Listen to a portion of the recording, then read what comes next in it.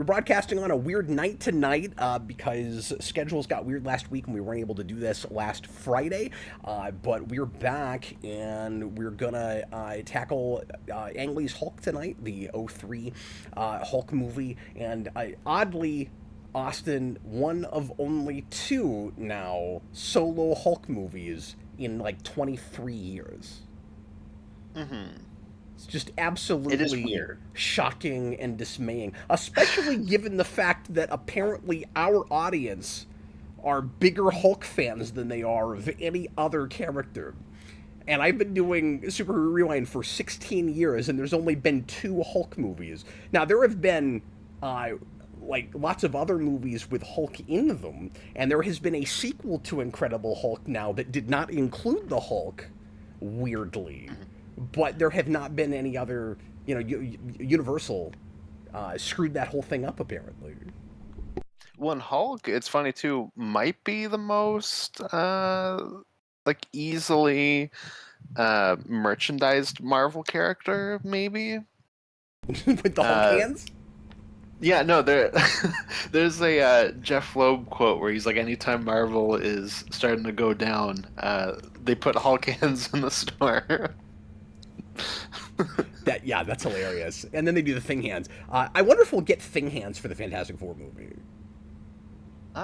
Probably, I guess. I forgot that they did the Thing hands. Yeah, I don't think I've ever actually seen It's them. always both. Well, back when Fantastic Four came out, it was recent enough to this that I think there were still some Hulk hands on the shelves. So you had like Hulk and Thing pretty close to each other with the hands. I might be wrong about that. That's what my 20-something-year-old recollection is with this. Somebody asked, And then you if, have 6-year-olds arguing about which of the movies is more boring. I'm missing this comment, but somebody was asking. Oh yeah, CG Anime Fan, do the old Hulk TV films count? I mean, they do for Rewind. We certainly will have to do them, but we've only had two. Yeah, I was big going to mention screen those. major.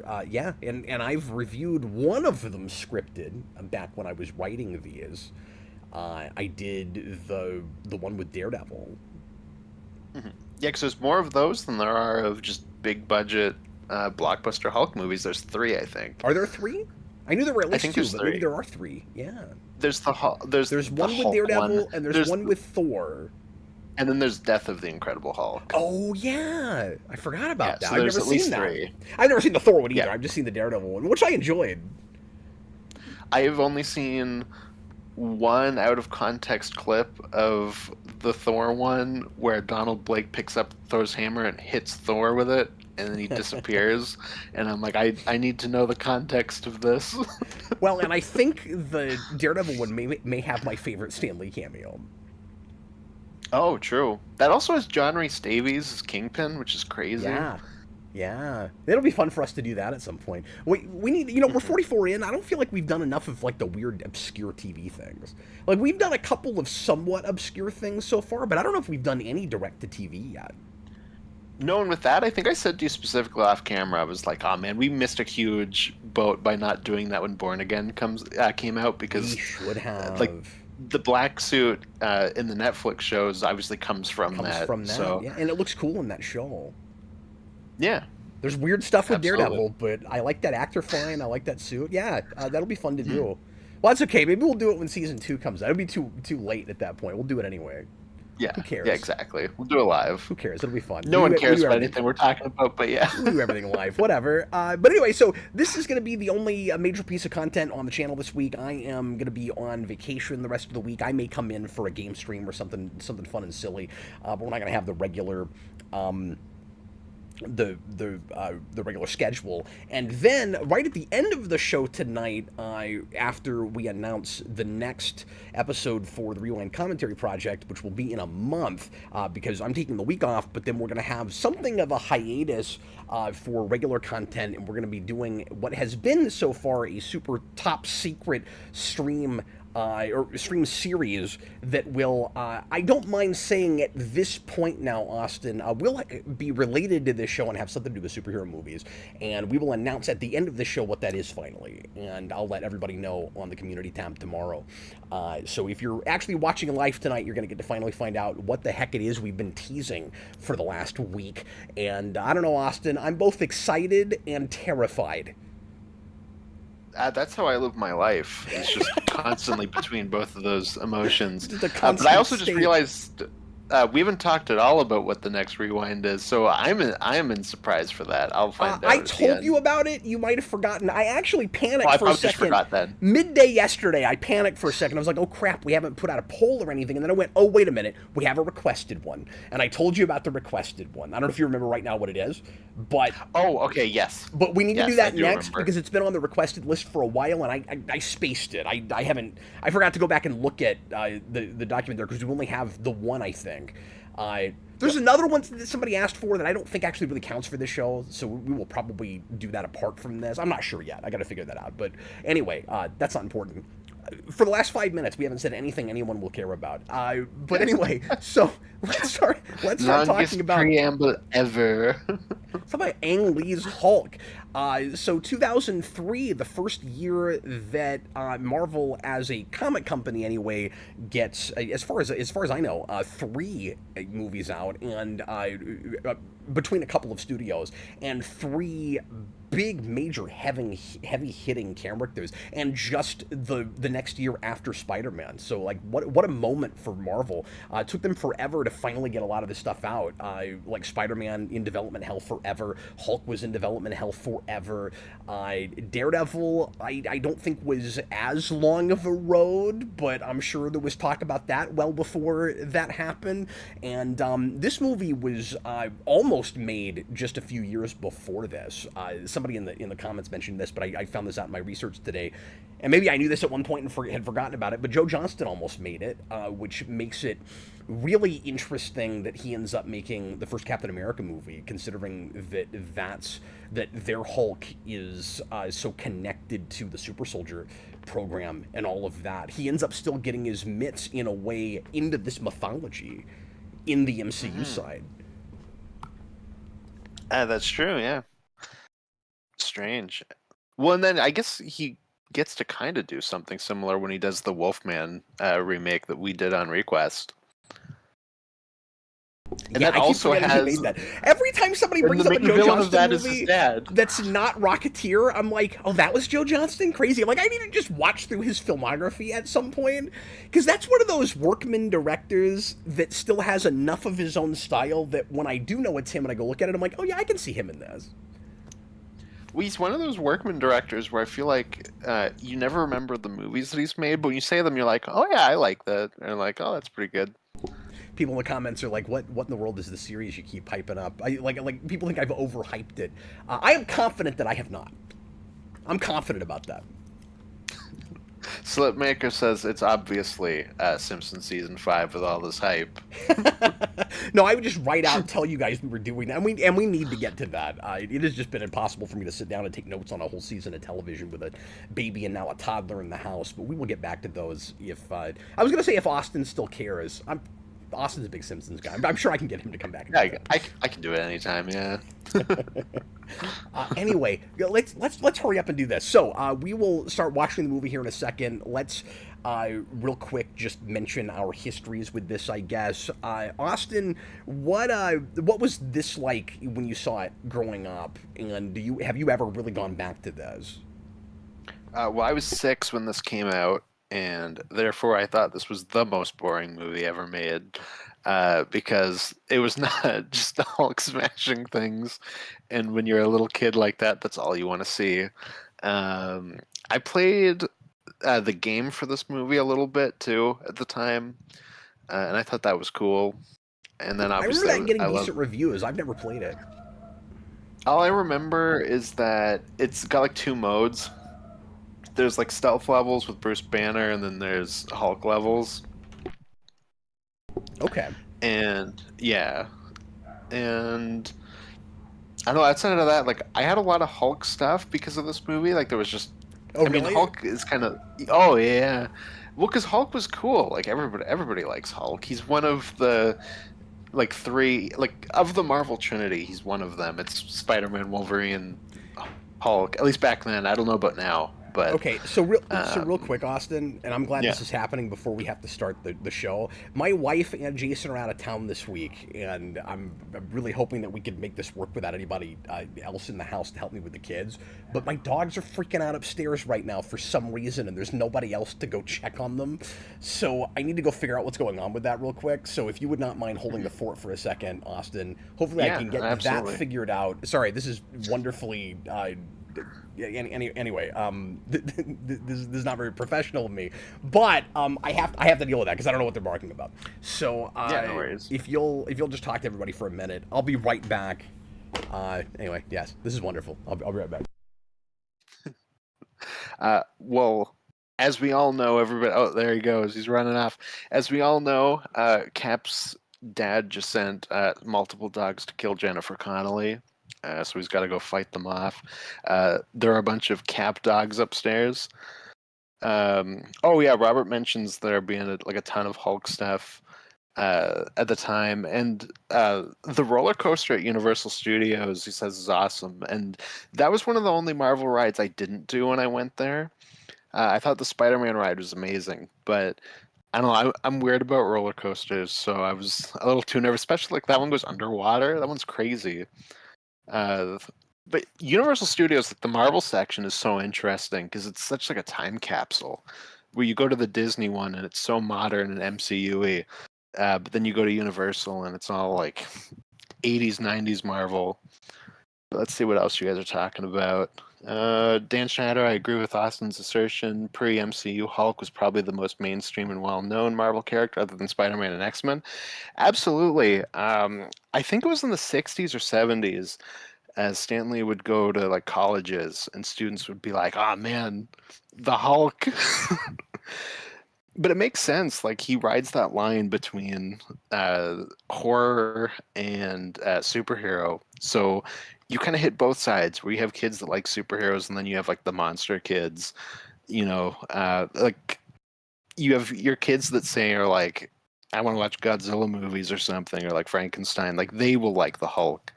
And then you'll also have superhero fans that like that. What else are people saying?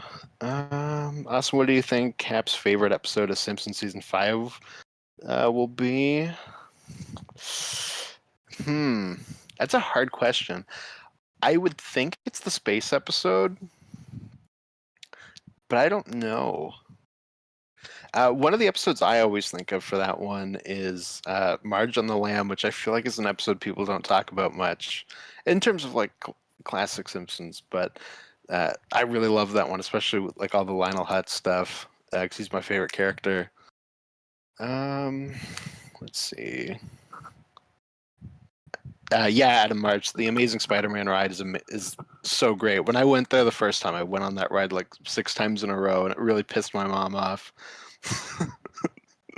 Okay, Oh, sorry. Cap's back. Sorry about that, everybody. Did you kill those Cap dogs? Oh man, it's like I was trying to figure out why they were barking, and oh, that's right, we gamma irradiated them for no reason. I forgot we did that. Exactly. You gave them analytical power, and they became Cap dog. Well, sorry, your dad did to kill Jennifer Connelly. My dad has this There you thing go. against Jennifer Connelly. I don't know what that's about. But I can tell you, Jennifer Connelly is not moving heaven and earth to get back to me. That's all I'm saying. Anyway, let's go ahead and get into this movie. Everybody get ready to press play when I say now. I'm just watching the old, like, first release DVD. I've not upgraded this yet. I looked it up yesterday because I forgot to get a new one. I usually try to upgrade these as we go. And there's a 4K that came out not too long ago that has the exact same box art and I think all the same features. So, like, it's a visual upgrade, but that's it. There's nothing real exciting about it. As far as I can tell, I didn't see any new features or anything. So I will get that eventually, but I wasn't, like, super excited about anything. Cap was like, I do not want to see Hulk dogs in 1080p. I don't know if this has a steelbook or anything. There have been some old, like early 2000s movies that have oddly gotten them, like or I should say just 2000s movies, because I think maybe Punisher Warzone got one. I can't remember. A few years ago when Best Buy was still doing steelbooks, there was one for maybe Warzone. I think it was Warzone. I think that got like a really nice one. Anyway, this preamble's been too long because I had to go deal with my Hulk dogs, but it's time now to get into the movie. I hope everybody's ready to hear the same 3-note descending line from Danny Elfman just over and over and over again. Get ready for it, because it'll be stuck in your head for the next 3 weeks. I actually like it fine. It just keeps going. Keeps happening. It's too much. Are you ready, Austin? I'm good. Okay, I'm excited to watch this with you, Austin. This is not a movie you and I have talked about horribly much, so this will be fun. Yeah, like much at all, yeah. Oh, right. Yeah, well, I was going to say, you didn't mention your history. I don't know if you wanted to do that. Oh, I can do it while we're going, I guess. Yeah. Is that cool? Yeah. I've talked about that before, but anyway, let's go ahead and get into it. Here we go. Everybody, please press play right now. So yeah, this movie comes out when I'm working at a movie theater, and like I said, that year was such a big deal. We had, and I mentioned there's 3 Marvel movies, also X2, obviously, and that one was not in development hell for a long time because it's a sequel to a movie that just came out 3 years before that. But I saw this in the theater and was not overwhelmed by it. I found it a really interesting experiment, and I didn't totally know what to make of it, and my feelings have not changed a lot on it. I still really appreciate the ideas and the tone of it the way I always did, but I don't think the presentation or the character work is doing anything more for me than it did back when I first wrote about this, or back when it came out. I'm in about the same place with it, I think. And I know a lot of people have kind of reappraised this movie, but I also think that a lot of people that used to really dislike it have maybe come around to about the place where I always was with it, if that makes any sense. Because I never, straight up hated this movie, and I hear a lot of, we need to give this a second look. There's some really interesting psychological ideas, people finally picking up on the mental health metaphor that's here that I think was lost on some people at the time because they just wanted a big, fun Hulk smashing things action movie, and this isn't that until it is. But like I'm hearing a lot of people finally catching that and still going, I don't know what to make of the ending, and that third act is really odd, which was always kind of my review. Yeah, for sure. Well, I said to you off camera, it was the big thing I had watching this, which is, rewatching this, I really feel like it's a movie made like way earlier than it should have been, where I feel like 10 years later, maybe a little bit more than that, you maybe would have been allowed to go a little further with some of this stuff. So we're kind of in that middle spot where it's like we're getting into that, but also it's got to feel like the Raimi Spider-Man formula. Maybe not formula to a degree, but like there is that DNA in it too. I agree with that, yeah. And DNA was good I think word choice. What's that? Yeah. Yeah, good job. That was good word choice. Thank you. No, I think I just feel, the studio here and Ang Lee here, and the movie's kind of stuck between both of them, where the studio wants a mainstream superhero movie, and Ang Lee is trying to make a more character-focused movie. Well, I think Ang Lee wants to make a more idea and symbolic-driven movie. More than a character-focused movie. I think he's really interested in the psychological ideas. I don't know how interested he is in drawing three-dimensional characters, though. I see Ang Lee as absolutely like the Asian Stanley Kubrick. Yeah, it's hard to say with it being so psychological.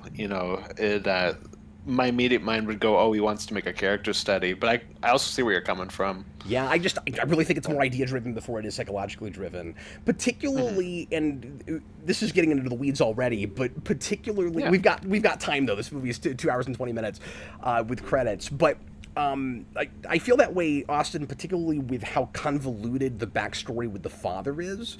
Where if he wanted to do a character study, why deviate as much from the Peter David stuff as he does? And I've not read all of that. I've read up on it a little bit, but it feels like you're almost avoiding some of the really interesting character work and paralleling between the father and son and dealing with the nature nurture stuff by not letting his father just be flat out abusive from the beginning. That's one of the big confusing things to me with this is you've got a metaphor for like manic depressiveness here and of childhood trauma, and the trauma is really and.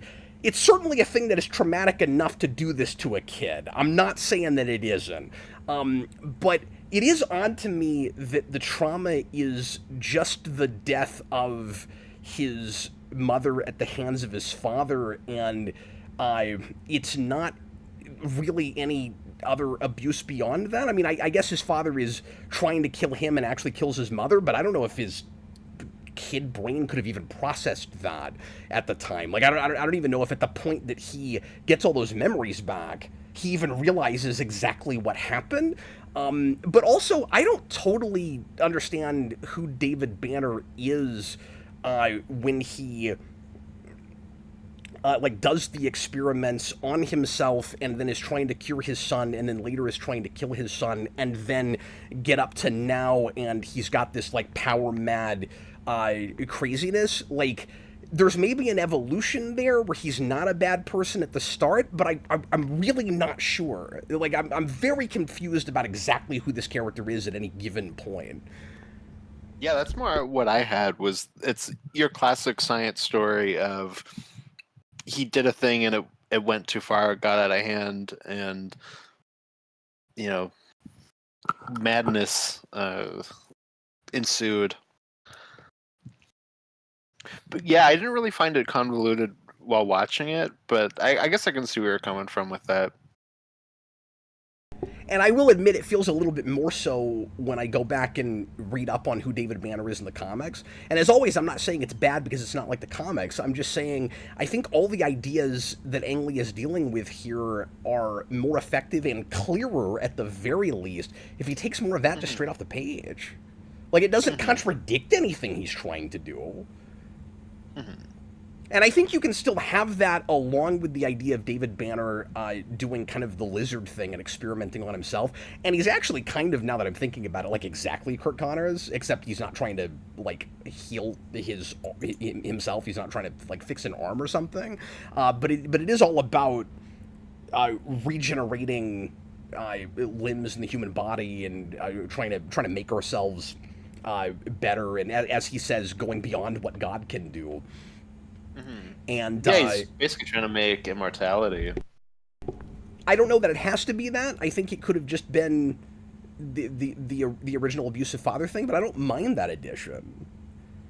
In an odd way, this is not 1-to-1 or anything, but it's almost like having the Joker kill Batman's parents in '89, where it's like you need you need whoever's going to be your arch nemesis to be a lot more responsible for everything. Yeah, maybe. I guess I didn't really think about it that way. I just saw it more as that kind of generational science thing of his father was like this, pushing science in a certain way, and then that's also what he will do in the future too. And it's both of their messing with things that create the Hulk.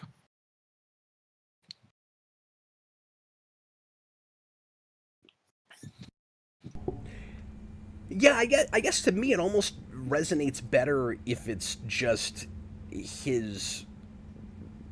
Because in the comics it's the generational thing, but it's about like familial abuse over generations. So it's David Banner's father hurt him. He was afraid of becoming that. He is so stressed out at work that he ends up becoming that, and he's worried Bruce will be exactly the same way. And in this, part of the reason I'm saying it's convoluted, Austin, is I don't completely understand his motivation. I don't feel like it's as compelling on an emotional level, and it resonates as much as a metaphor for mental illness when you just make it, I passed these genes onto my son that I mutated, where you make it that physical of like a mad science thing, and you go, I have to kill my son because I couldn't cure him, and I'm scared of what he's going to be, just because we don't get enough in the flashbacks to get any sense of what he's afraid is going to happen. It's like, what exactly is he worried about? Mm-hmm. You know, it's so much more concrete in the original story, where it's and also with the, and again, I've not read this stuff, I've just read about it. But the original idea seems to be he's afraid of passing down like a mean, horrible, angry gene, like taking things out on your family is something that you can pass down to your children. And I just think that's a lot more compelling than, like, kind of ambiguously, I mutated myself and he might have a mutation, but I don't know what exactly the mutation is. Mm-hmm. Yeah, just give me something concrete with it. Mm-hmm. Yeah, I mean, that's fair. I guess you maybe could have had something where you see flashes of the Hulk or something with him as a kid. Yeah, and there's a deleted scene that kind of does it when he's in high school or junior high or something. But it doesn't do it as a rage thing. It does it as a as like a puberty getting interested in girls kind of metaphor. It does it almost in a Smallville sort of way, like Clark with heat vision. I'm kind of glad they left that scene out. It's not a very good scene, but there's a girl that, as far as I understand it, because I also find some of these scenes just a little confusing, and I'm not totally sure what Ang Lee is getting at with some of them, which is part of why I'm saying it's very Kubrickian. But he has Bruce be like, what's the word I'm looking for? There's a girl that comes on to him, and I think she's actually just being mean to him and isn't really interested in him. I think it's that whole situation, and he like they call the scene like coming of age or something. I can't remember what exactly they called it, but it's that idea. And he freaks out and he like backs up into an experiment, some beakers and things, and something catches on fire. And I can't tell if it's supposed to be like an almost pre-Hulk out, or if it's just an accident where he bumped into some stuff. And there are a couple things like that in the actual movie where I can't decide if what we're looking at is supposed to be like a early Hulkish rage. When I saw this in the theater, and by the way, there's of course the Stan Lee cameo with Lou Ferrigno. Lou Ferrigno, who was also a security guard in the next movie. Yeah, I forgot about that. That's all we can think to do with Lou Ferrigno. But there's a deleted scene with Ferrigno that doesn't give him any more of anything interesting to do, but he like has like a direct line with Bruce Banner, so I guess that's something. But it would have been fun if they gave them something sort of clever to do together. But it is fun that they're both there. Ang Lee in his commentary says he just told them to walk toward the camera and say things, and that's what they did. Lou, have you ever heard of Ant-Man? I wish this movie was Ant-Man. Dan Schneider says, I think he's just jealous of his son because he's afraid he might surpass him. That's a possible read. I can't tell. Like he definitely has that when he's older, but I can't tell if he's got that earlier. But he also seems to know that somewhat the Hulk psychotic. Is in him. I'm sorry, go ahead. No, I just said, but he also seems to know that he has that like Hulk in him. Just the way he talks about Bruce Banner. It's so vague, right? Like he knows he passed a mutation down to him, and now the experiment that they were doing that's part of the gamma accident has unleashed it, and so now the father shows up to try to capitalize on it in some way, but I don't know exactly what he thought it was. Mm-hmm. Yeah, it just seems to be that he knows that the Hulk is in him the whole time. Yeah, you seem a lot less confused about this material than me. I have a lot of questions. I don't fully understand what I'm looking at.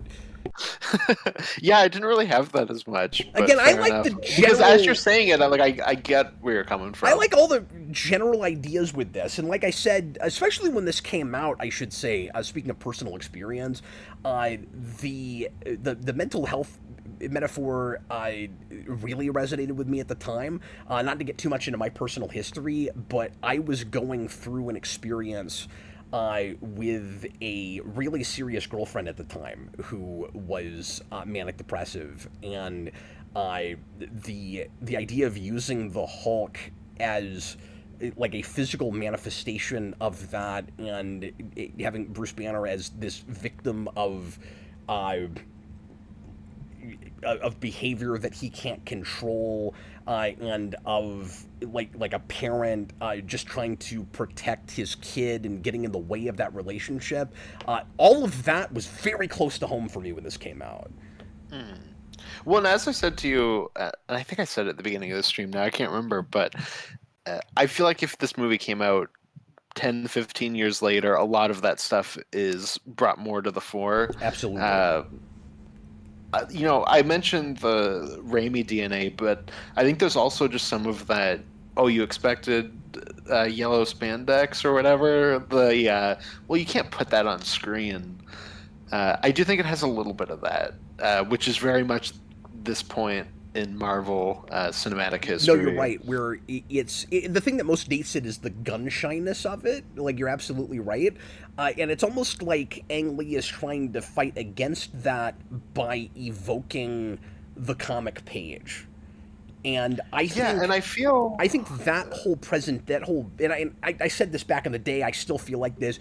I really respect the attempt with that, but I think that presentation is kind of at odds with the tone of this. Ang Lee in his commentary talks a lot about wanting to have this kind of B horror vibe through this movie, and where all the stuff that's cheesy is intentionally cheesy.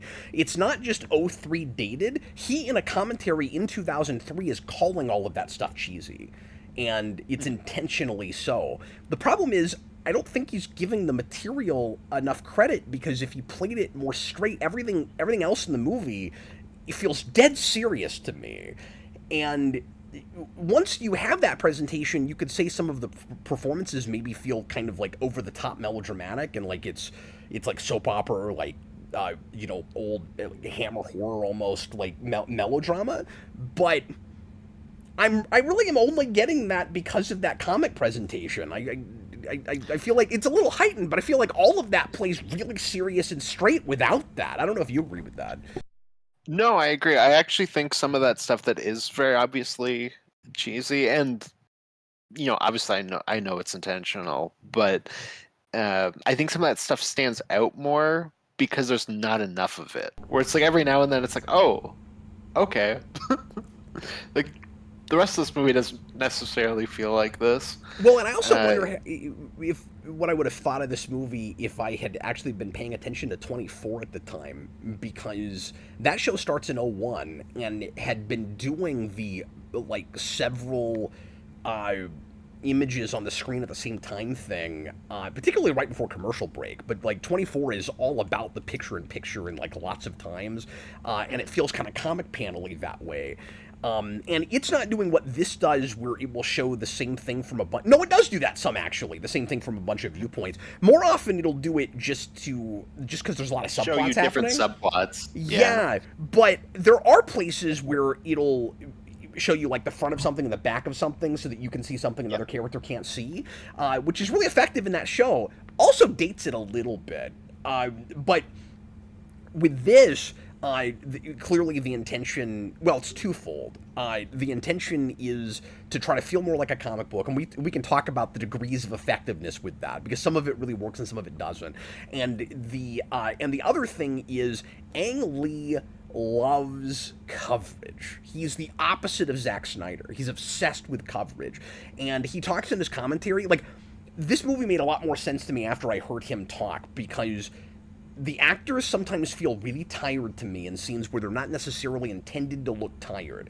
There are other places where they are, but that's because he makes them do scenes over and over again, like a million times, not because they're getting it wrong, but because he wants to film them from every conceivable angle. And he's using more than one camera. He's got 3, 4, 5 cameras, and he's still moving them around and doing different setups constantly. So he says there's scenes where, like, Thunderbolt Ross is screaming and throwing his voice out, and he'll make him just, like, go rest for a while and come back and do the scene again. Like, he goes until he's hoarse, and then he comes back and makes him do it again. That's this movie. And so Ang Lee says, like he used it as an excuse. It's almost self-indulgent to get to use a lot of this extra footage that he wouldn't usually use. The sense I got was he films all of his movies that way, and the multiple panel thing allowed him to use more footage than he usually can. No, and the panel thing I think is a perfect example of what I'm talking about, because I actually really like that on paper. I think it's a great idea. I feel like Ang Lee is pushing at the borders of what you can do in a comic book movie at this point. It's just that I feel like he's still in the middle of the box because of exactly where we are in this period. And again, just years later, that box is expanded and you can go a little farther with some of this stuff. Yeah. No, I feel like, and this is a little harder because it's a video game, but the place that does the panel thing perfectly is the Ultimate Spider-Man game, where like they stop and then the next one goes. I had that exact same thought. It is Harry Potter. But you're right, we don't do that kind of thing quite often enough. Like it kind of jumps out at you when we do it. Mm-hmm. When I was more so thinking about, like, with the silliness, because the comic panel thing doesn't even read silly to me. I was thinking more stuff like how Talbot dies, just things like that, where it's like, yes. If the rest of the movie looked like this, it would fit. That doesn't fit in this movie. Yeah, it watches almost like a Grindhouse moment, and you can see the comic panel. You can see the full page spread, right? Absolutely. Because they stop and it just is that full page spread for a second. But it's not even like a Grindhouse thing to me. That's like an Austin Powers joke. Sure. Like, that's why it doesn't fit. This scene, the flashback with the ice cream and the atomic explosion, this watched different to me and unintentionally funny after the Amazon Tick pilot. Because this is exactly how Arthur loses his father. Oh, yeah, that's true. I really like the set design of this nuclear family stuff. Yeah, it's great. In the past. Yeah, where, like, every set looks like it's one of those fake rooms that they would put together for those nuke tests. It's really cool. Yeah, absolutely. It's great. And it's a 60s that doesn't feel rose-tinted at all. No, I think it's the opposite. It's, look at the darkness in the past that you're not even thinking about. It's really sad. Mm-hmm. Ang Lee claims that the little girl there, they didn't even have to do anything to get her to cry to get this scene. She just didn't like ice cream. And I think that's hilarious. I thought it was just because they had Eric Bana go... I thought you were going to say it's because they had Eric Bana try to choke her out. Okay, Eric, we need you to choke this little girl out, okay? It's going to make her cry, and it's going to be perfect for the movie. And he was like, say no more. So, I'll get my thoughts, or finish my thoughts about the comic panel business real quick. I really appreciate all the reverence that he has for the comic medium and the experimentation, the attempt at bringing comic book to screen. The risk you take with that is the thing feeling not like it's homaging the medium, but like it would rather wish it was that medium. And there aren't a lot of comic movies that I can say that about, that go, does the movie think it would work better as a comic book? There's places where I feel like he's unintended, like not intending to give us that message, but it sort of feels that way. Where it works is the goofy transitions. I can see the kinetic panel to panel, and even I can imagine what the panel layouts would be whenever he does those transitions. Interestingly, I feel like the panel idea works better when he's just doing those silly transitions, and when he actually does the panels, it's sometimes effective and sometimes not. Like, I like it when it is things in different places, and when it's like two people between panels having a conversation on the phone, and that sort of thing, that works great. There's places where he'll drop a background out and just have a character in the foreground, put something else behind them. All of that reads to me that all works. The only thing I don't like about the multiple panel thing, again, is, and my wife still makes fun of this. Like, we saw this in the theater together early on when we were dating, or maybe it was after it came out, now that I'm thinking about it. That would have been just before we started dating. Anyway, I just remember I took a girl to this movie that I went out with one time. But anyway, so Sarah always laughed at this. First of all, when I told her we were doing this commentary, the first thing she said was, "Have fun with all those helicopters." Like, she always made fun of this movie for just how much helicopter footage there was, and I always thought it was kind of silly to have, like we were talking about earlier, the same thing from multiple angles with the panel thing, because that's just not exactly what comics do. Like, with comics, it's typically kinetic, and here we're looking at the same thing through panels several things. So it doesn't really translate. It doesn't really feel like a comic book. Yeah, and that stuff doesn't really bother me, but again, he's being experimental. I just think you could have taken it a little farther. I'd like to see more. So, let's say when Hulk's fighting the helicopters, I think it would be interesting if you maybe had Hulk moving in one, the helicopters coming in, and when the focus becomes more on the helicopters coming, the Hulk one just kind of pauses for a second as you focus more on the helicopters coming in, and then the Hulk one goes back into action again. Like, I think you maybe could have had that where they kind of stop to really show you the focus of one. Now, where it's honest to God comic panels and characters are able to move from one to another sometimes. I'd love to see that. Like, the Spider-Verse movies do some things like that, and I'd love to see that attempted in live action, just see if it could even be done. Mm-hmm. He's right on the cusp of it. That's what I was saying. Like, I feel like the place that does this perfectly is the Ultimate Spider-Man game, but it's animated, so it's like, can you do this in live action? And I think, for me, I would say the answer is probably yes. You need to push it a little farther. But I really like the attempt here. Yeah. The panel thing is a microcosm of the movie for me, where I'm like, you're experimenting for your time, and I appreciate that. But it just makes me go, like 10 years from now, you could have really pushed that. Yeah. You're absolutely right that it's ahead of its time. I also think you have a director that, I mean, there's two problems happening, and you may not agree with one of them, but what I see happening here, particularly after listening to the man talk, which he doesn't do enough, his commentary is like watching a movie with a person that occasionally will interrupt everything and say something and then goes away for 10 minutes and you forget you're watching a director commentary. But anyway, there is, I'm sorry, I forgot what we were talking about. I kind of lost my train of thought. Oh, it's okay. Okay, Great brings up a good point. I completely forgot to mention this, which is that First Class does a really good job with the comic panel thing. They do that as a montage. Oh, yeah. I forgot they did that. And they don't do it all over the movie, and it kind of works for just that section. It's for that training montage, yeah. Mm-hmm. And it's really cool. Neat there. And I never really thought of that as attempting to be comic booky so much as just... There's some 60s stuff that gets kitsch with things like that, right? And I wasn't thinking about it in that perspective either. It could read both ways, but I've never thought about it like that. No, I had the exact same thing, and once he said it, I was like, oh that is kind of doing that, isn't it? But what I started to say is, I think Ang Lee, like you said earlier, is at odds with the studio, and they're trying to turn this into something much more mainstream and straightforward and formulaic than what he wants to make. And it's impressive that they even allowed him to do as much as he's doing.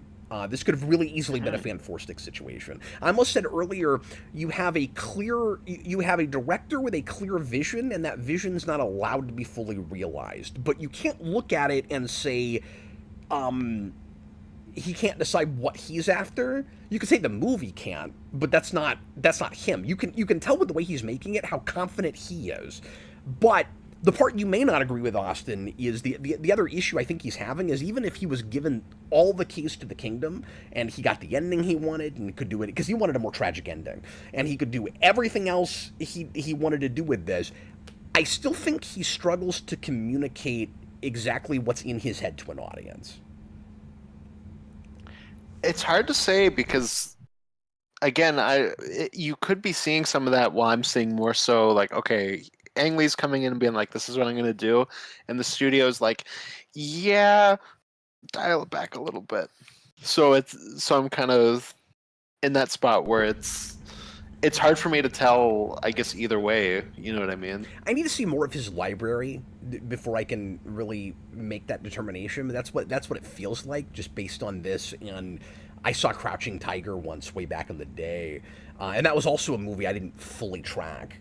I liked it. It was really visually interesting. But like I said, I see this as a director who's a lot more interested in making you feel a certain way and giving you ideas before he's interested in exploring people. Mm-hmm. And I also really respect him for going back to the TV show with this. It's interesting that both... They kind of mixes both, because you have that kind of Rick Jones, like, pushing the kid out of the way and taking the blast, just not the nuke thing. No, I know, but I'm just saying visually. When he puts his hands on it and it goes to the negative, that's in the intro of the TV show. Like, that's exactly what that looks like. No, I know, but I'm just saying, like, he kind of merges both origins. Like, it's kind of interesting that he does both. I was just saying in that moment, I just thought it was cool he gave us that image. That's all I was talking about. Yeah. No, I think it's neat that he's, like, taken from both in that way. And it's interesting that both big screen movies do a lot of TV show stuff. Arguably, Incredible Hulk is a lot more TV show. In that, it brings in the Lonely Man theme and it does a lot more of the walking stuff. But it does feel like this is an origin that leads you to a TV show status quo. Because when he gets to the end and he's just out having adventures, like, now you're essentially doing the road trip thing. He just happens to be in another country. Mm-hmm. Yeah, and I feel like these two movies need to be swapped, where The Incredible Hulk is much more of a dumb action movie, and this is trying to be a smarter superhero film. And I think if you swap both of them, this Incredible Hulk comes out in 2003, and this comes out in 2008, I think it's completely different. And I think, like, the actual movie would have been made differently, and it would have been received better. And I think even if you released exactly what we have here, a 2008 or 2010 audience, I think would understand and respect it more. But it's funny because it is shocking going back and looking at this, thinking about Spider-Man especially, how against the grain and not interested in typical superhero tropes it is, and not following that formula at all. Like, at all. They built a miniature set for just that one shot. It's crazy. That is crazy. Remember when we used to build things? Remember that? Remember when movie making was magical? I like the first shot of the Hulk in silhouette. Especially when you're half an hour into the movie already and you're still waiting for the Hulk to show up. I think you do have to tease it at least by now. It is kind of a funny shot at the same time, which is the door opens and he's like hiding in the closet, but it is cool. I don't remember laughing at it at the time. I felt like the Hulk was scary enough until he got in broad daylight in the desert, and then I started going in the theater, oh god, he's so green. Like, he's way too green. He feels like emerald green.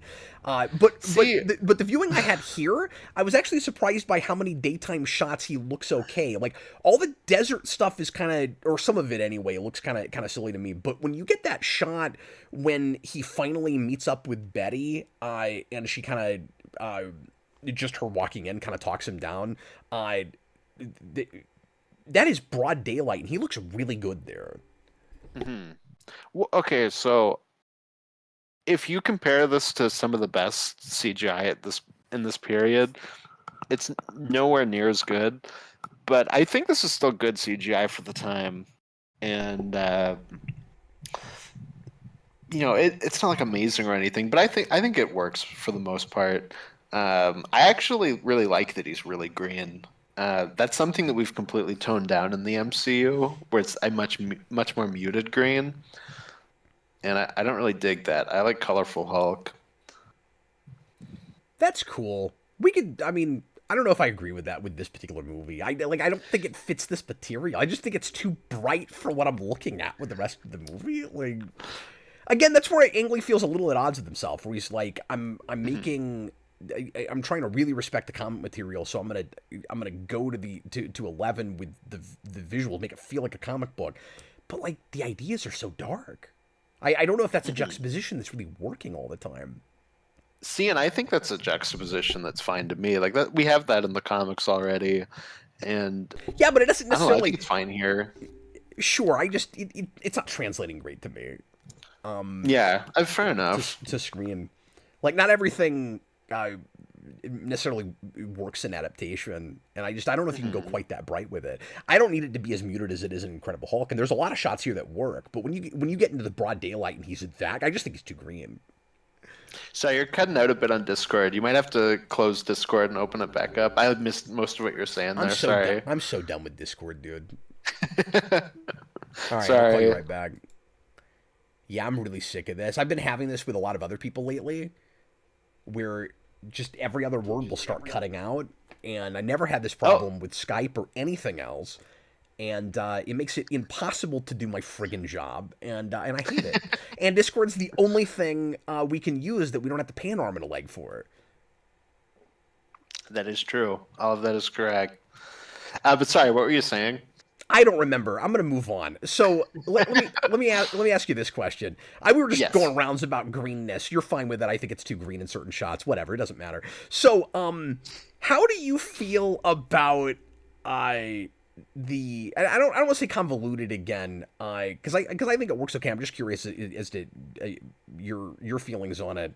The kind of updating of how Bruce Banner becomes the Hulk, and the change of he's got to have something in him already, this mutation that makes it possible for him to survive in the first place, and then have this weird reaction, as far as I'm understanding it, because admittedly I've always found this plot a little confusing, but the way I understand it is his mutation allows him to survive the gamma radiation, and then it reacts weird with the nanotechnology that they give him, or that I guess is in the gamma blast.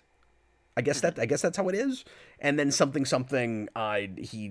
it keeps it starts to unleash the Hulk whenever he gets angry, or more importantly, as Ang Lee puts it, anxious, because Ang Lee correlates anxiety with anger, which is my favorite idea in this movie. And something really speaks to me. No, I think that and literalizing the whole, he gets stronger the angrier he gets, by making that like a physical he gets bigger thing, are two of the best ideas in making this a movie. I love how huge he gets. I mean, that's great, especially if you're going to make it more of a monster movie. That's fantastic. I mean, he's like 9 feet tall. It's preposterous. I know, it's amazing. I really wish we kept that, because that is a perfect way of literalizing the he gets stronger as he's getting angrier, in a way that you can visually see in a movie. But how do I feel about that origin? I mean, it's not my preferred take, but at the same time, I think it works for this movie.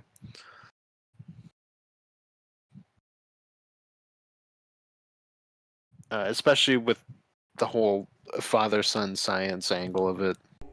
I like that his father isn't straight up the Hulk before he's the Hulk. They could have gone that direction with it, and that would have been Yeah, way too far. that's the Wolfman thing. You absolutely could have done that. Some people complain that they don't like the change in just making the father the villain, making the father essentially a combination of the comic character and absorbing man, and having him actually be alive now. The idea of making his father the main villain actually works and is kind of great to me personally, just on a thematic level. And that's why I compared it earlier to the Joker being responsible for Batman's parents' death, because in a way it almost feels like the obvious thing to do, where you've got to have again your villain responsible for creating everything to do with the hero, but it works when you make him his dad, because Bruce Banner has father issues so much in the first place, and that's a place where literalizing that and taking it even further really works to me. I just question whether or not he should be clearly fully abusive. And somebody earlier, I didn't read it when the comment came up, but somebody said they thought that the implication was that he actually was flat out abusive. I'm not getting that from it at all. Given like. And if that's the case, that's got to be made explicit. You got to show him beating his kid or something, because, or like, really imply it, because all we have is, again, his father is trying to cure his son, and that seems at odds with he's super abusive. Now he could do both, but I need to see it, right? You have that, and then you just have. Well, he's afraid something's going to happen with the mutation, so he's got to go kill him. And the only sense you get of the kid having any rage or anything is when he's playing with stuffed animals, and I can't tell if that's even supposed to be. When I saw this in the theater, I thought the idea there, it seemed kind of creepy, was like, the kid has all this rage, this pent-up rage in him, and he also could just be playing with toys. Like, I can't tell. There's an effect that's done on it to like really speed it up and then slow it down that kind of suggests that there's something supernatural going on. But I think you're supposed to pick know. up on.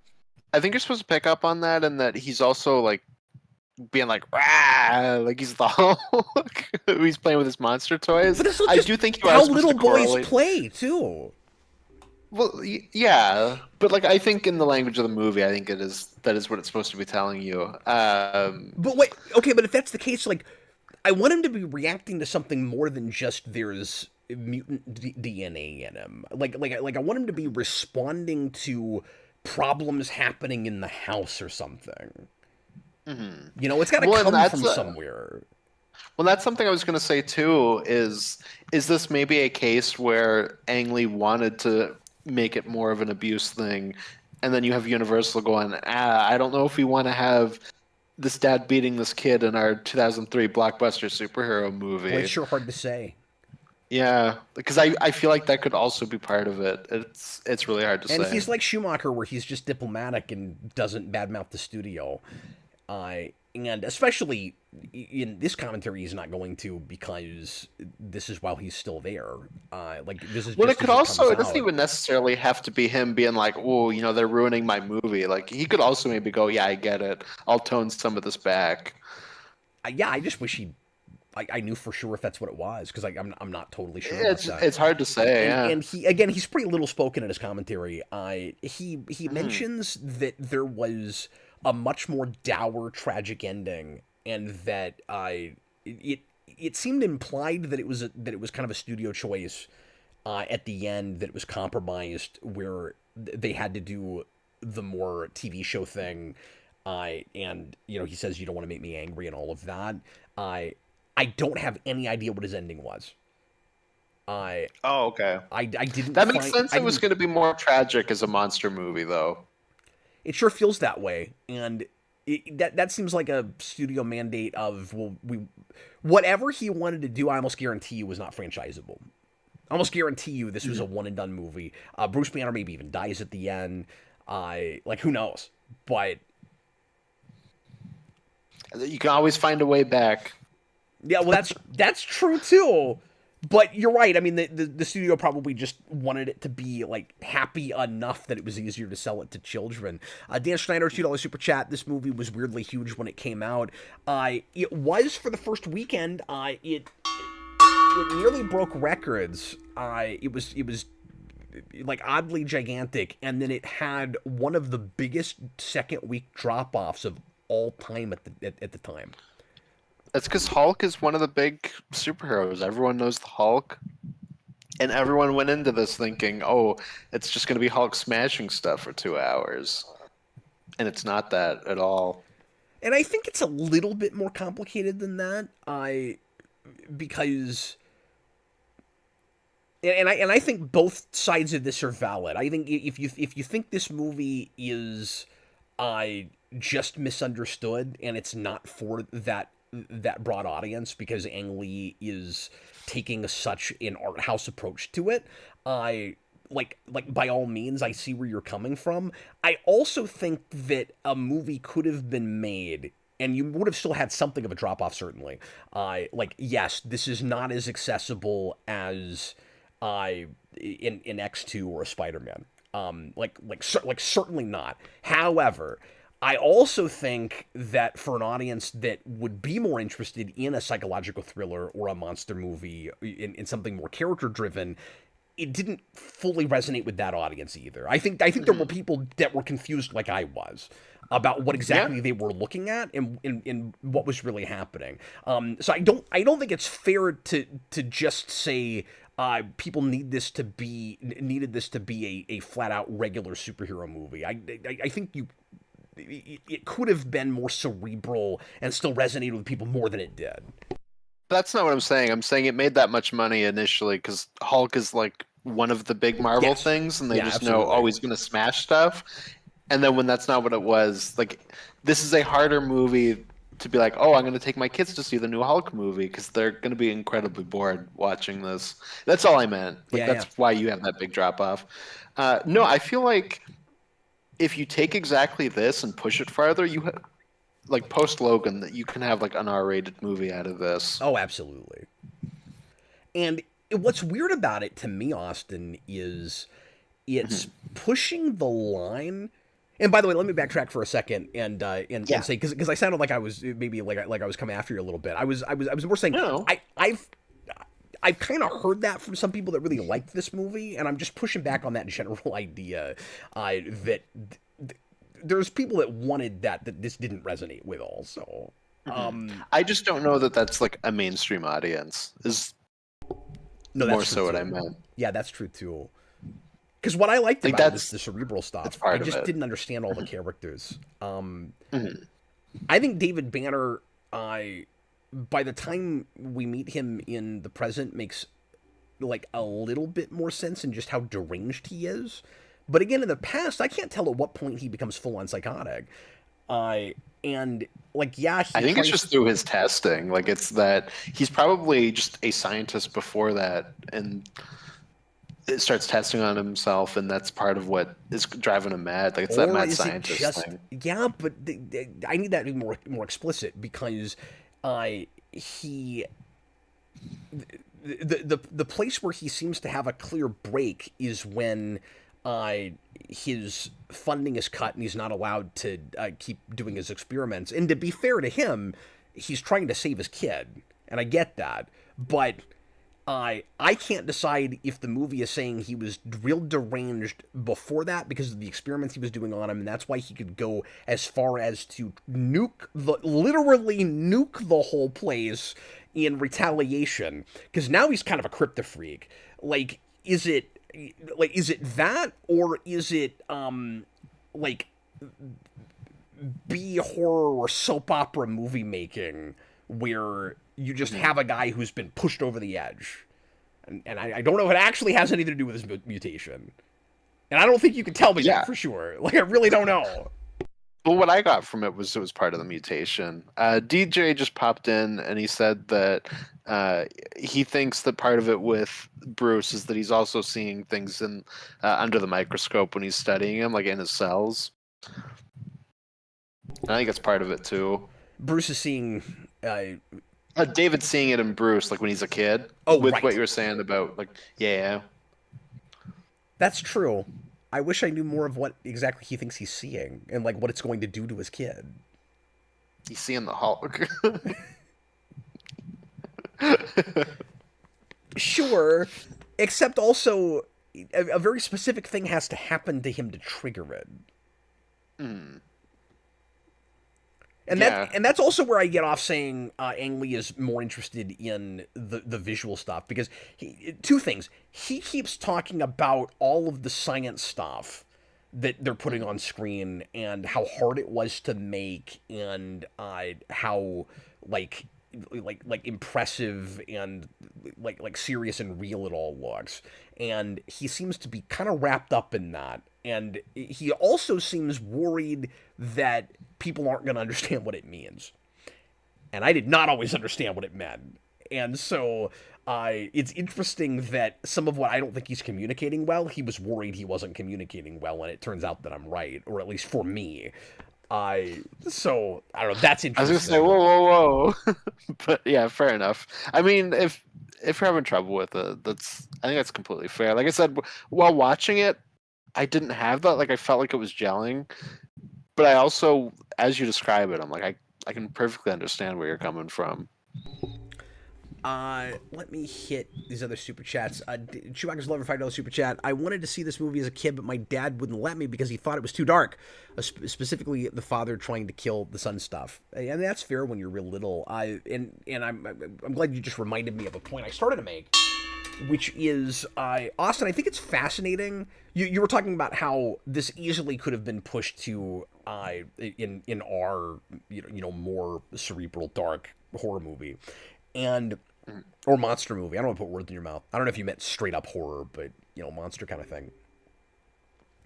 I think it's really interesting that this movie simultaneously feels like it wants to be that, and also I can't really pinpoint a lot of specific images that are too depressing or distressing.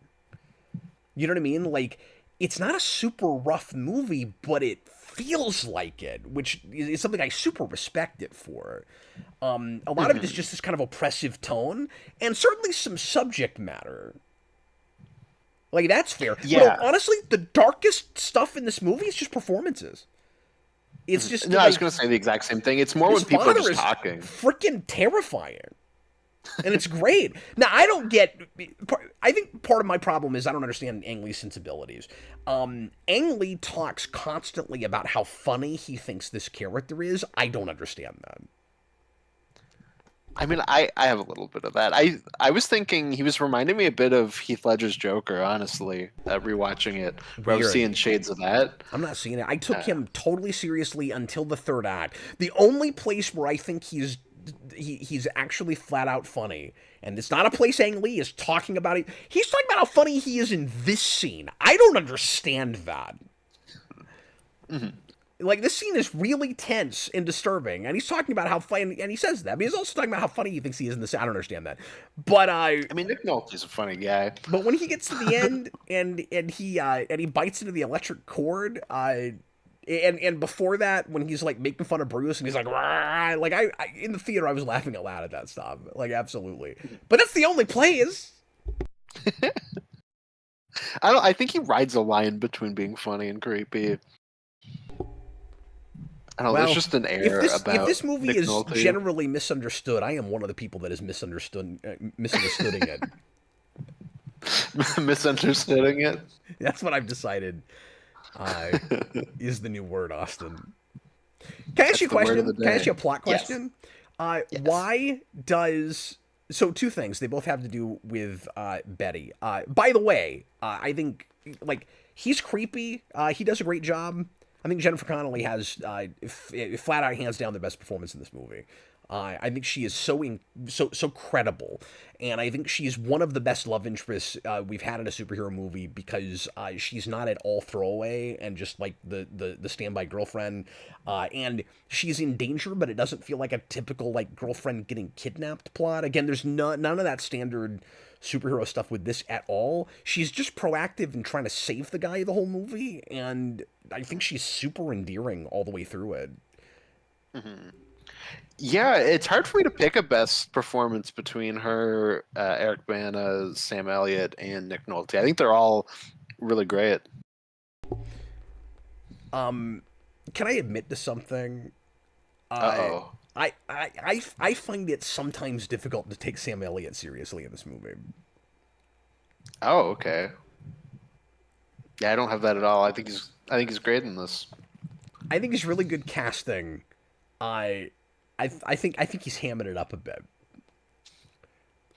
Yeah, but it also works for Thunderbolt Ross. Like, I do see that as just part of his character. Yeah, that's fair. This last viewing, I was finding it hard to take him seriously sometimes. No, it's important that both fathers are hamming it up a little bit. He has, well, and there's this whole like sins of the father motif going on through this movie, where the person that he's really after isn't Bruce, it's his father, and he's kind of going after his father through Bruce. There's a lot of like retaliation and then retaliating because of retaliation going on. I don't think that's really brought enough to the fore. It'd be nice if Thunderbolt Ross had a little bit of screen time in the present with Bruce's father. It really never happens. Yeah, I would have really liked that. I do think it is like brought to the fore quite a bit, because that is like pretty much his entire motivation. Like, I never really lose that he's more so attacking Bruce because of his father. But I would have really loved to have seen both of these actors together in a scene together. I think that would have been amazing. I think it took me a couple of viewings. I can't disagree with that. Okay, I think it took me a couple of viewings to really appreciate that was his primary motivation. But also, some of that was I was bringing, like I said, I don't want to get too personal, but I was bringing kind of some personal baggage to it when it came out. Where I was thinking I was thinking so much more about the protective father aspect. Mm-hmm. Yeah, because even from the get-go, his first scene is basically, I'm pretty sure this guy's Bruce Banner. I need you to stay away from him. Yeah, that's true. Okay, sorry. So questions I wanted to ask you. Yes. Why does David Banner sick the dogs on Betty?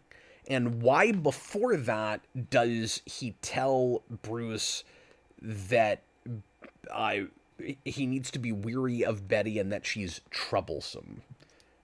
Because of that sins of the father thing. He's also doing it specifically because of Thunderbolt Ross. Yeah. Because there's a lot of manipulative stuff he does all through the movie. Mm-hmm. And maybe that's part of it, but I don't, like, is he just sicking the dogs on her to get back at Thunderbolt Ross, or does he really think that she is, like, gonna get in the way of his plans or something? Well, I think it's both, but it's in that way because she's Thunderbolt Ross's daughter. But then why does he later go to her and say, I was mad at you, but I'm not anymore? Is it just the manipulation thing of trying to get Bruce to him? Is that all that is at that point? I think by that point, yeah, okay. It's more so just... Because then he also makes a big deal where he's like, please, as a father, let me see my son again, and he does not care. And that's not actually what he's after. Okay. Mm. I think that I thought I was tracking that, but some of this is just vague enough. I'm not sure if I'm reading it properly. Mm-hmm. Yeah, no, I think that's what it is.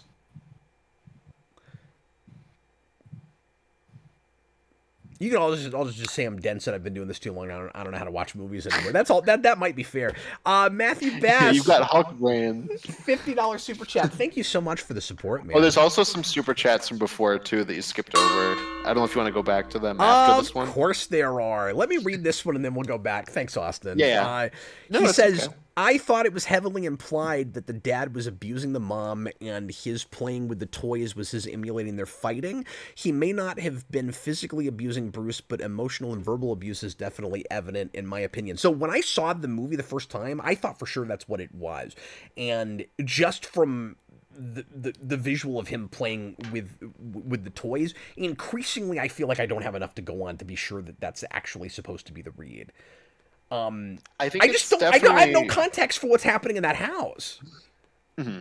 Yeah, I think it's definitely at the very least metaphorical for that. I think it probably is. I just think it could have gone a little farther. I But there's I at least an think aspect of it built into the movie. I think Talbot could have been completely written out of this movie. Yeah, I mean that he is like the most superhero-y element of it. He is the weakest link, and he's the most kind of one-dimensional, just evil for the sake of being evil kind of character. Uh, he's But at the just same time, he's just I want this technology to give super soldiers to the government, and I like power, and I don't know where any of that comes from. He's just a evil, stupid, government stooge.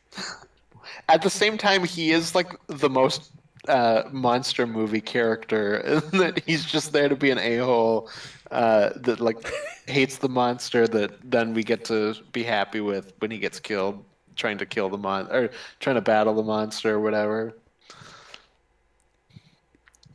So I really like That, and he's named after the Wolfman, so you have to have that. I really like what the Hulk looks like in these scenes. When he's out in the dark, he looks the most believable to me. When I saw this in the theater and they're shooting at him here, I really expected him to do the mask thing where he was gonna like swallow some of the bullets and then spit them back out. I really thought that was gonna happen. I mean, that's not one of those places like the Talbot death where if there was more things like it, it could have gotten away with it if he did it. I want to go back to Matthew Bass's super chat real quick before we move on. Yeah. And just say, like I said, when I saw that, that's absolutely what I thought it was too. That I had another point I was going to make with this. I'm gonna try to remember exactly what it was. I know what it was. This last viewing, the big thing that I was stuck on was how hard his father was working to cure his son. And I could not decide how endearing we were supposed to find the character before, and sympathetic, like how much we were supposed to be like seeing him as a tragic character and kind of rooting for him before Ross cuts him off. And like, is Ross supposed to be temporarily kind of the bad guy in that situation where Ross is, where like he is somewhat responsible for creating the Hulk because of what he did to this guy. And knowing for sure if he's a loser to his family is very crucial in all of that. And that's the main reason I need that to be more explicit. The more explicit, the more I've thought about what's actually happening in the movie. Yeah, for sure. I mean, as I said, I do think you easily could have gone farther with some of this stuff. I just need to know for sure that that's not the first time the mother and father have fought like that. I will say that we're right in King Kong territory right now in this scene. With him picking her up and having a little moment. That's one of the things that doesn't look great. Anytime the Hulk picks up a person, I cannot see the hand and the person in the same shot. It doesn't feel like they're on screen together. See, I think it kind of works there in that his arm is covering where he's actually holding her. So I'm not really seeing where he's actually... Okay, in this shot, maybe not so much. But in that first one... when he puts her in the car, I think it's kind of okay. I don't know. Yeah, no, it's fine. Okay, so what do you... I like Hulk dogs. I will. So why are people so on about the Hulk dogs? Like why is that a step too far for people? I don't know. That was the thing where, as a kid, I was like, this movie's boring, but I liked the scene where he fought all the dogs. That was cool. And as an adult, I'm like, oh, this is the cool monster fight where he's going to fight other monsters. And I also like that David is still continuing his experiments just on animals now. I think that's cool. Well, I like the Hulk dogs. I can't slander them. Like, I guess it's a little silly that one of them is a poodle, or maybe they're all poodles. But no, it's just the one. But they also look better than they have any right to. No, I think they look pretty good. And this is very King Kong. Sure. This is also like every issue of Man Thing. You'll at some point you'll get somebody in the swamp and then alligators show up and he's got to fight them off. So apparently these dogs have just recently been mutated, and David Banner is using Bruce's DNA to mutate them. I did not get that from the movie. I had to read a synopsis before I understood that. Yeah, because he's got those dogs with him the whole time, and then you see him put in like the gamma stuff in them. I don't know if I got specifically Bruce's DNA, but like you see him changing them into these right before it happens. What exactly is David Banner's end game with, especially by the end, once he's like changed himself and he's got the absorbing man thing going on and he wants to take Bruce's power and do something? Like, what do you think he's exactly trying to accomplish? But like, is it just more revenge? Yeah, I think he's just kind of crazy at that point. Is that all it is? He's just full on like gone mad with power. Yeah. I mean, he has a big speech about, you know, like corrupt governments hurting people and how easy it would be if they took their gamma powers and just went and eliminated all of that. So, I mean, I guess you can say at this point he's just being an anarchist, but I don't know if he's just using that as an excuse to be like raging out with power, or if he really believes in anything. Well, you know, I think he'll just keep growing and growing until eventually he's taken over everything. There is, you just reminded me of this. There's one deleted scene that I really wish was left in the movie.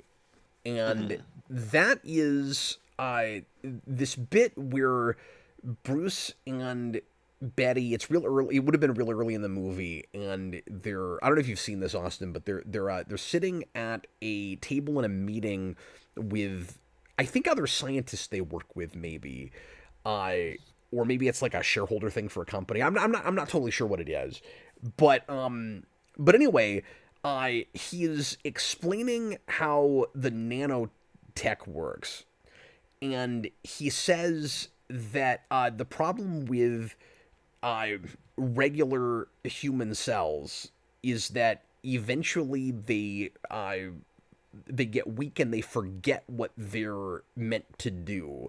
And the problem with the nano stuff they've been building is that they never forget and they go too far. And that life is about striking this balance where you have to, he says, in order to be alive, you literally have to forget a certain amount. And I think that is a fascinating concept that's at the core of what this movie's about, and I think it should have been left in. Yeah, it sounds like it. That sounds really interesting. The idea that we're all frustrated throughout life about the things that, like how finicky memory is and the things that we don't hold with us, and there's this suggestion that if we remembered everything, we would just die. That like that's how the body works. Like the imperfections in biology are part of what makes the whole thing actually work. And that's an idea that we talk about a lot philosophically and emotionally, that what makes us human is our flaws and our constant drive to overcome them. And it's actually important that we never do. And I've never really seen anything that takes that to a biological place and comes up with actual, like, believable pseudoscience, or maybe kind of real science, that suggests that, almost a psychosomatic thing, that that idea in biologically they're very connected, where even the imperfections of our bodies are why we're alive. that's all really interesting, and that should have stayed. Yeah, that absolutely should have stayed. And also because it's the only real discussion that anybody has in the movie about the nanos. I don't really know what it is. Like, I don't fully understand how it works or what the point of it is. Yeah, that is pretty vague.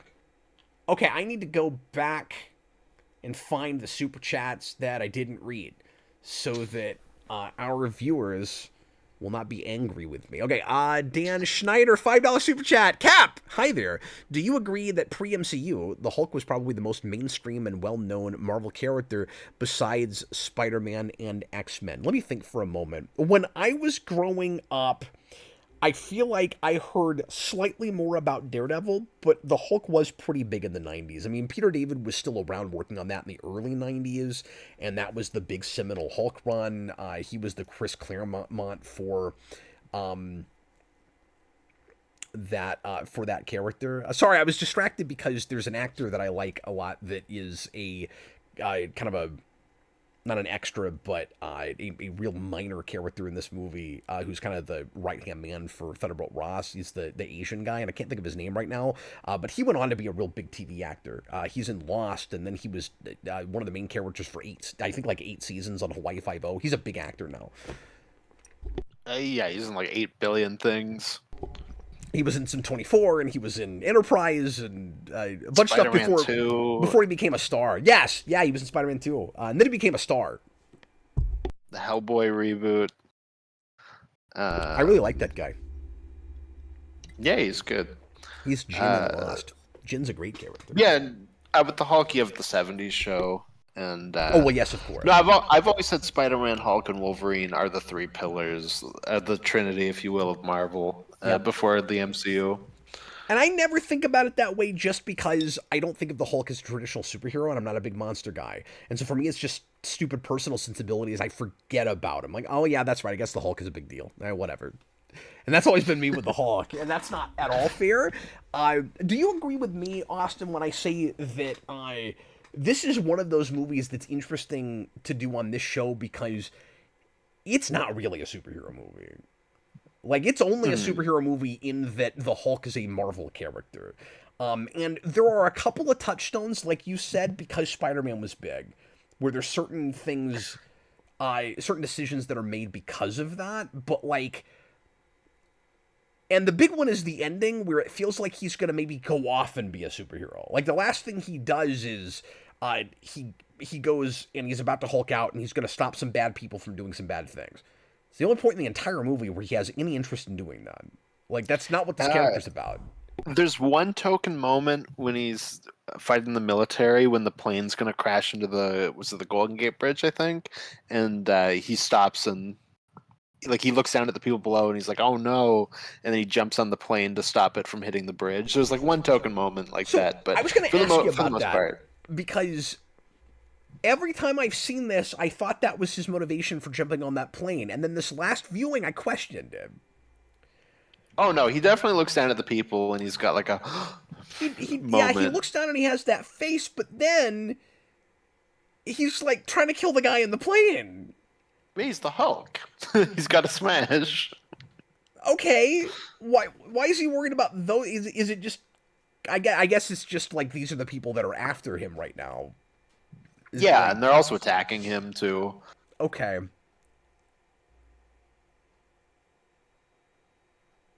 No, I'm feeling dumb. I guess that's what it's got to be, but I questioned it for a second. I got real skeptical this viewing, Austin. You're like, I'm not having this.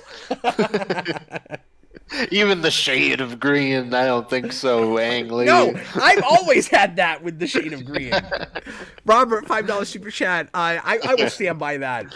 The backstory with his father disturbed me when I was a kid. I didn't watch it a lot, but it did stick with me, and I respect what it's going for.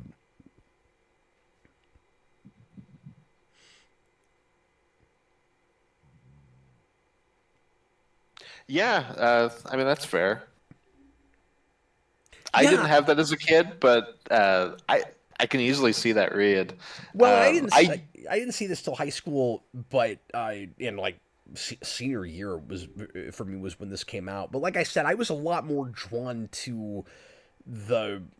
And I mean, they're related certainly, but just like the general kind of mental health idea, and like obviously with this, the Yeah. idea is supposed to be it's repressed memories of a terrible childhood, which Mhm. is where a lot of that kind of thing tends to manifest. But Yeah, I I think was just as a kid, I hadn't found my love for this kind of stuff yet. sure. So as a 6-year-old, I was like, why is the Hulk not smashing things? But I was a lot less disturbed by the flashbacks with the father, and a lot more disturbed by the present day stuff. Mhm. I was more disturbed by, and call me sappy or whatever, but like it bothered me that the Hulk was this mental condition that was getting in the way of these two people, and you had like a father that in Thunderbolt Ross who like both doesn't understand and is sympathetically like has to protect his daughter. That was the stuff that bugged me at the time because it was so close to some things I was going through. Mhm.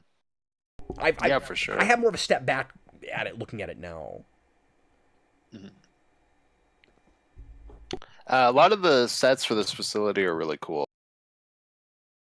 Yeah, that set is just gigantic, and it's Mhm. funny to think like just how huge of a set they had to build on this stage. But then they still have to give you the schematic to try to make the place feel 900 times even bigger than that. Mhm. That's one of my favorite shots in the movie. Actually, is the tunnel, like when they back off on that, and then they turn that into the schematic. That's one of the places where the trying to make it look like a comic page really works to me. Mhm. Robert says he had that effect because he was older than me when this came out. He's not anymore, but when it came out, he was older than me. So, That's fantastic.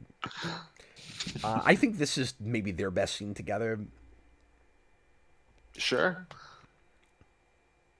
I also really like their moment at the end where he's like, "Well, you would give him up, right?" No. And she's like, "But and besides, you have me bugged completely, anyways." Their ending scene is really nice. It's really sweet. Oh, you're right. Yeah. So Ross makes this real big deal out of how Bruce has allegedly never met his father, but he's working in the same field, and so either he's lying or there is a nature nurture situation going on, or there's something like sort of fated with that. We do play a little bit with the idea of what things in families are like kind of destined, whether it's a grander idea of fate or kind of a biological fate. Maybe those are tantamount to the same thing. That's an Mhm. idea in stories I'm always kind of interested in. But anyway, I brought this up to my wife. She didn't sit down and watch this with me again this last week, but I brought the scene up to her and she was like, Ross is making too big of a deal out of that. Like that kind of thing just happens. She's like, it's not really. He shouldn't read too much into the fact that they're both in the same field. And I'm like, but it's a really specific field, Sarah. And she wasn't having any of it. She was like, yeah, that happens. I don't know. I don't think so. That's That's funny. a thing I kind of buy personally. Mhm. No, I do too. Okay, well, we're both going on record to say my wife is out to lunch, and we're throwing her under the bus right now. That's what's happening. No, I'm kidding. She's probably thinking about we didn't talk too much further about it. She's probably thinking about things like uh twins that never meet but have like a weird uncanny amount in common. That sort of Mhm. thing. Where some things are biological and it's really difficult. It's really hard to sort out what's biological and what's environment. Yeah. Well, then it could be like what we're talking about with Bruce as a kid too, where you can think about it realistically, like, uh, that's a kid playing with toys, or you could look at it just from the movie's perspective of, oh, you are kind of seeing a bit of the Hulk stuff in him already.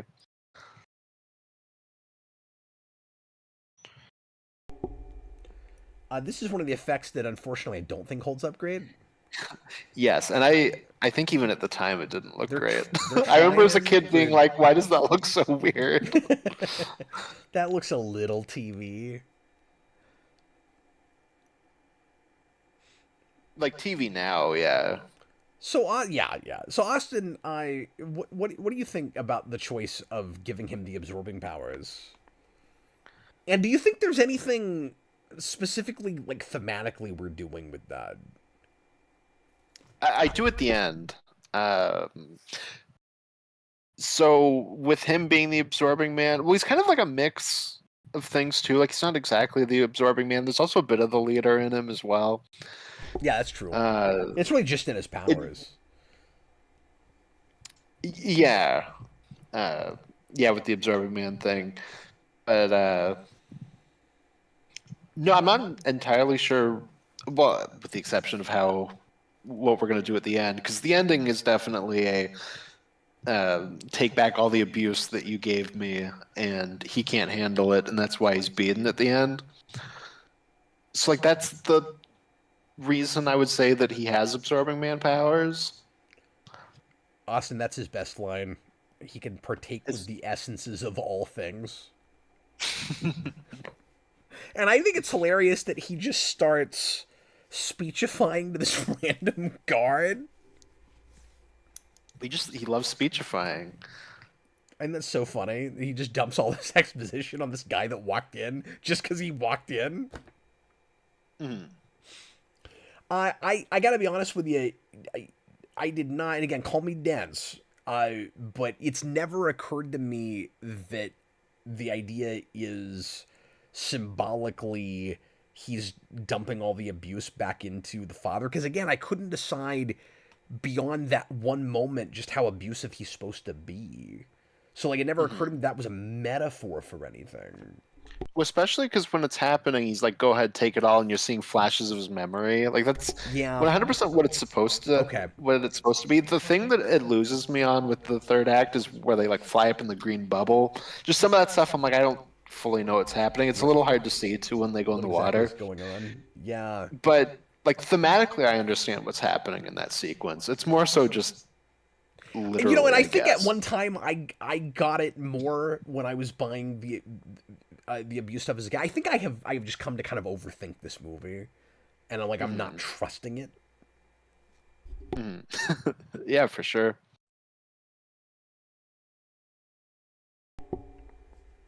This is easily my worst review. You're like, I'm deleting the channel after Easily, this. yeah. It's game over.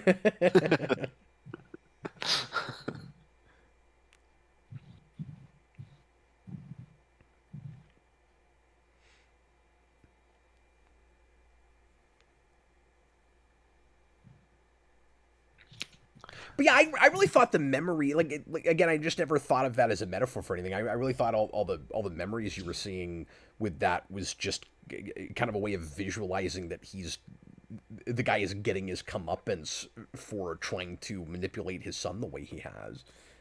Well, and the big thing too is, I think you're he's actually right obviously about it, but well, because he's absorbing the Hulk. He's like, the more you fight me, the more I'll just absorb all your Hulk power, and he's the one who put the Hulk in him. Like it's that he's taking back that negativity. and he sees it as the his son and the Hulk are owned by him because he created them.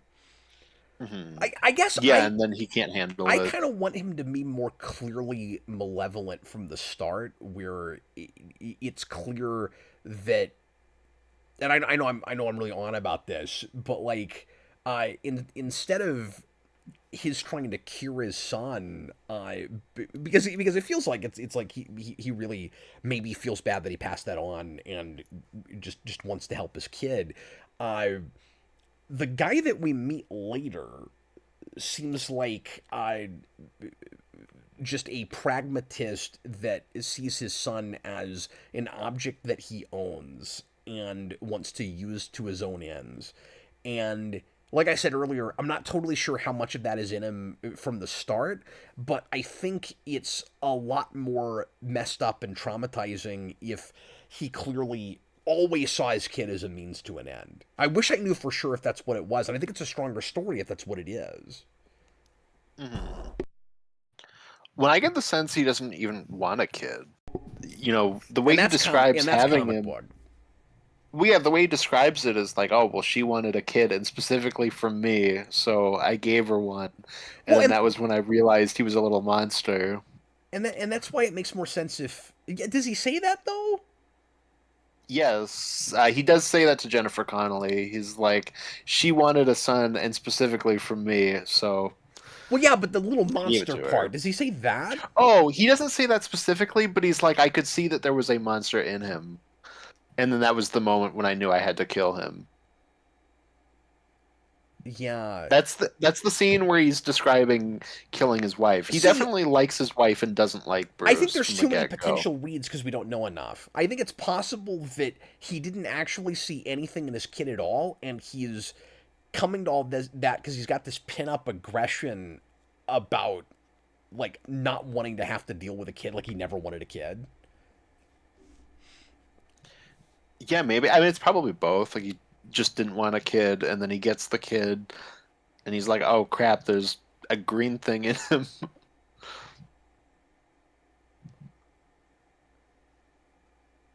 Yeah, but when he's older, he is wanting to like capitalize on the green thing, right?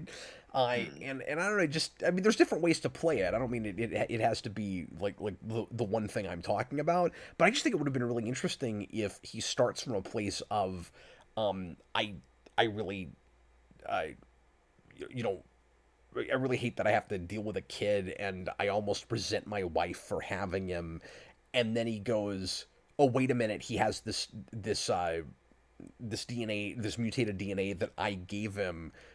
Maybe I can use that for something."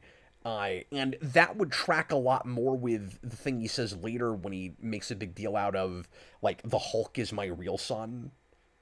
Hmm. That never tracked for me. I wasn't totally sure where that came from. I think that's just like the mutation. Like that is the like part of him that he gave Bruce. Well, okay, but I mean, he also gave him 50% of his DNA. That's how procreation works. Yeah, and that 50% is the Hulk.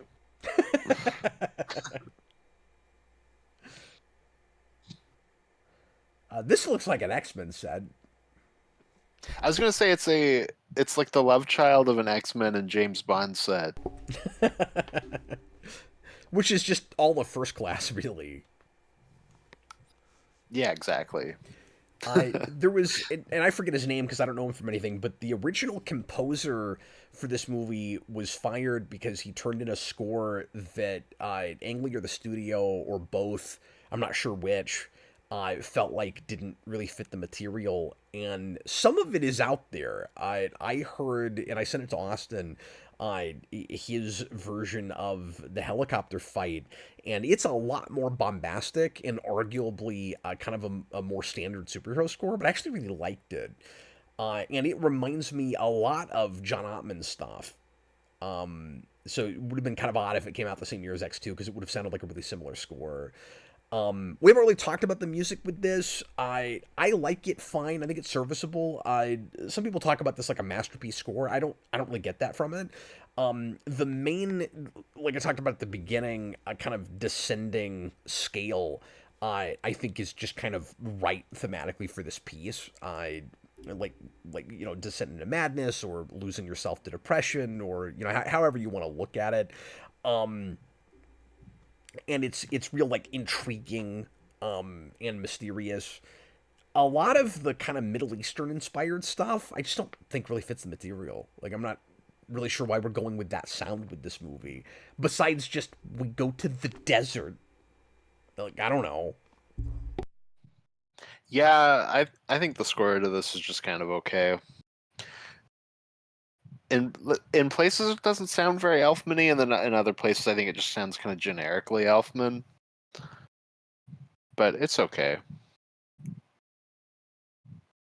Now he's in the Weapon X program, Yes. and at least it's a much better version uh, visually than Origins It's a or way better. X2. I was gonna say it's even better than X2, and I think that looks better than Origins. But Mm. Yeah, absolutely. No, it's so cool. The big tank that he's in, it's awesome, and it's all. I mean, you would love it because it's purple. yeah. So yeah, she should sniff him out right away. Like it's pretty obvious this is a trap, but Sniff him out like a Hulk dog. yeah, exactly. Bob the Hunt $5 super chat. I bet you the sad ending was that Hulk accidentally kills Betty. Hulk dying would never have been on the table, no matter how dark they were able to go. It probably was Betty dying. In terms of Hulk dying, I could see it being like the monster thing of like Bruce going down in flames or something, and that he can come back, but you have an ending for this movie. I also could I guess it see. depends on like how monster movie he goes. He I was also wanting could to see go. Ang Lee being crazy enough to do something like finding some way with I don't know the absorbing powers at the end to kill Bruce Banner but leave the Hulk alive. I could totally see him going there. Yeah, I don't know. It's hard to say. This movie is weird enough for that, okay?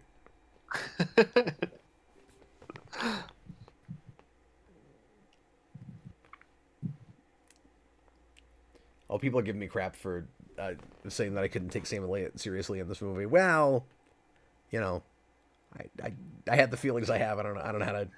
Yeah, get out of here. I mean, that's fine. I never had that before. I was really distracted by it this time.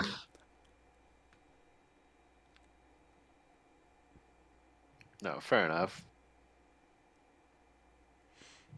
Yeah, this is that scene that I was talking about, where he was describing Bruce being born.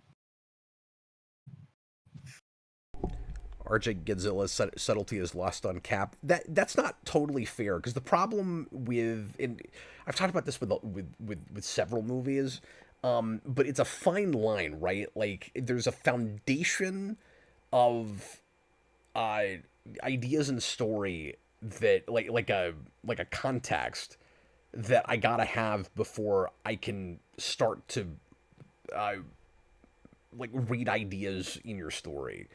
And I just don't feel like I know enough about the background with this. So some of the like quote unquote subtle like symbolism, metaphor, whatever. If I'm not sure about the context, so like I can kind of read it on two sides. I can go if I'm getting this correct, this is what the metaphor would be, but I'm not always trusting that I understand the the basics of literally what is happening.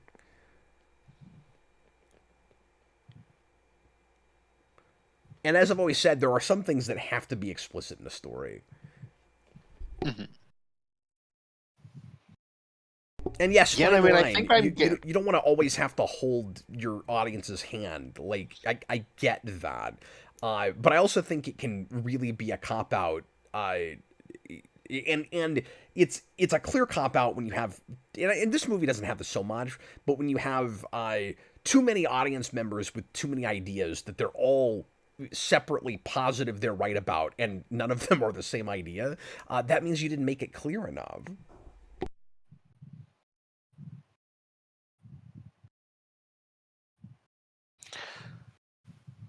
Yeah, I mean, I don't know with stuff like that. It's hard to say because I think at the end of the day, some of that is more on the audience to figure it out. But and like I said, I think that I'm getting what it's getting at. It's just more so I think you could have pushed it a little farther.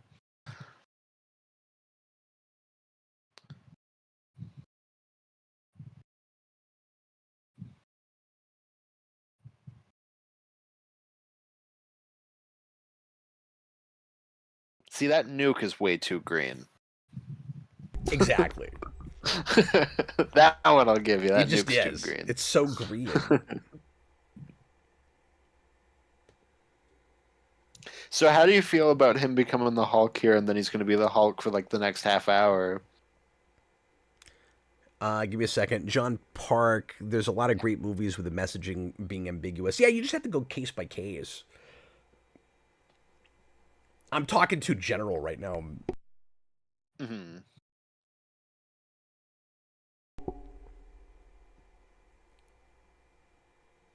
And the thing is, Yeah, see, like, some of this music, like right here specifically, I'm like, I can hear this in like Spider-Man and uh, I guess not Batman, but like this just kind of feels generically there's a lot of Elfman to Spider-Man toward me. the end too.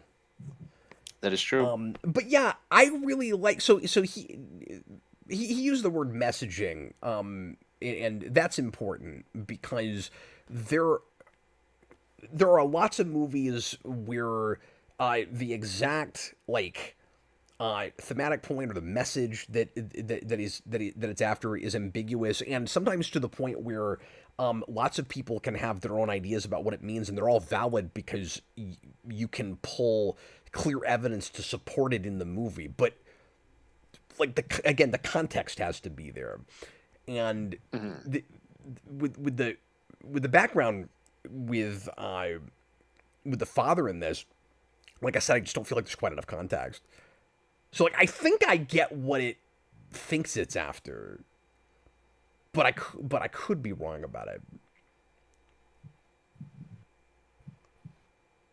And that's different from here's a clear story. Now what does it all mean? And we can all have different ideas and reads on that. Mm-hmm. And I would challenge people on why the background with this needs to be ambiguous. You have a big revelation of here's the memories that Bruce Banner has repressed. At the point where you give a and I'm fine with it all boiling down to that one big moment, but at the point that you give us like his father tried to kill him, but he killed his mother instead. There's no reason that we can't know what more of his childhood was like, and it wouldn't take much.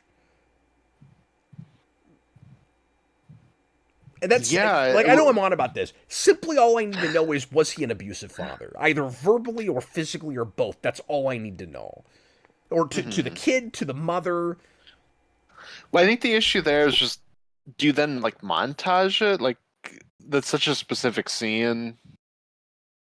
It's hard to say that you have to completely kind of rework that sequence. Heck, you could even put it at the end with the memories in the clouds. Just have him backslap the kid one time. It would tell me something. That's all I need. Okay, great. Best death ever. It's so out of nowhere, too. Yeah, I don't know how I feel about Talbot's death. I don't either. I feel like if you're... It sticks with you, though. I'm not... It does stick with me, but I feel like kind of for the wrong reasons. If we were going to have stuff like that, I'd need more of it. It's weird to just drop in as the only thing like that. It is fun that I get to see the Hulk bash up the Stargate facility, though. That's exciting. No, I like all this stuff. Well, that's what I was like starting to say with... Yeah, I'm sorry. I had to get past all that. It's okay. I really like that. It's like, oh, you've been waiting all this time. Here's the payoff. Now we're gonna get the Hulk for like the next half hour. Yeah, and I think that's fun. No, I think that totally works. Mm-hmm. And I think it's easy to look at that and say, oh, this is the studio stepping in and saying, okay, now you have to have action. But I also think this is just what you do in a monster movie. Like now we have the monster rampaging. It's also what the audience came to see, so it would be kind of sucky not to give it to them. Like at all? Yeah.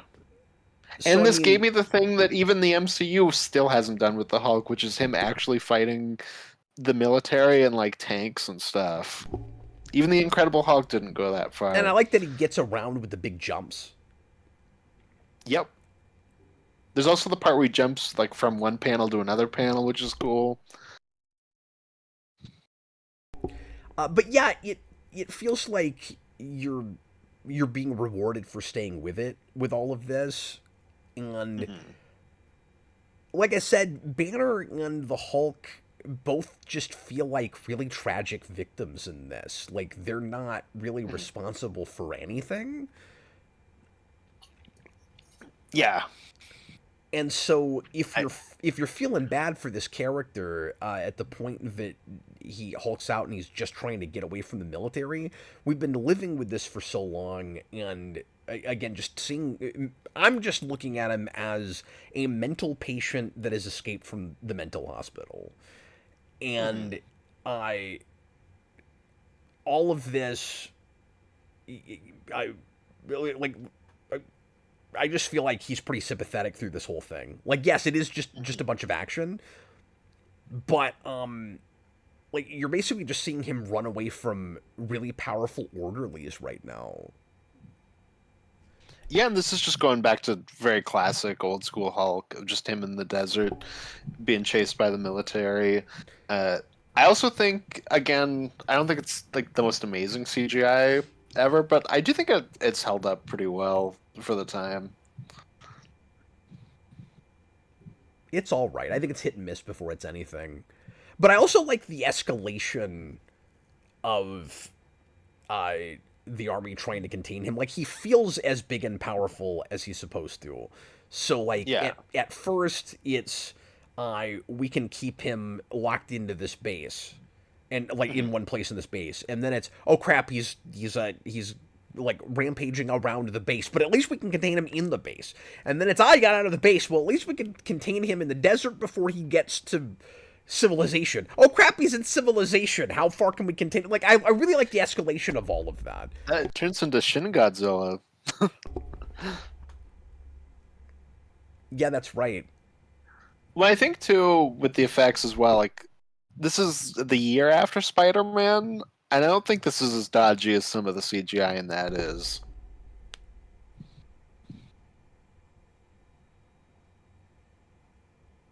I don't know if I agree with that. I think that might be on par, but I don't know.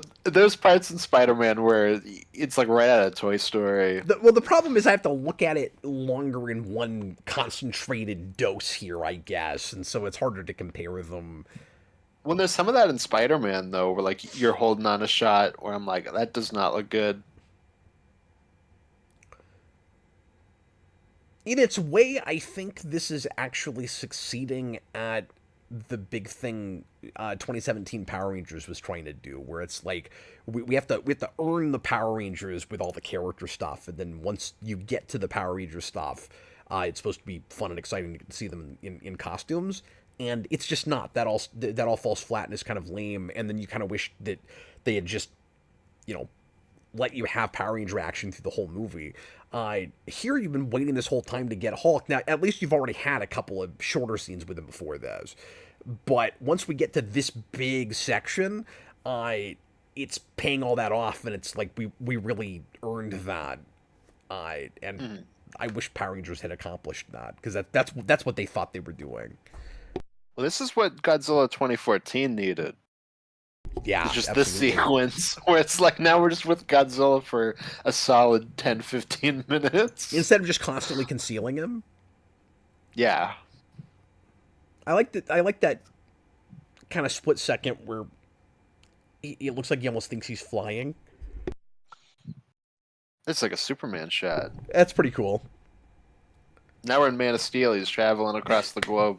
But yeah, what are you doing here, Alfman? Like, is this, does the score sound like this just because we're in the desert? Like, it's really typical to me. It sounds like the most obvious possible thing to do with that.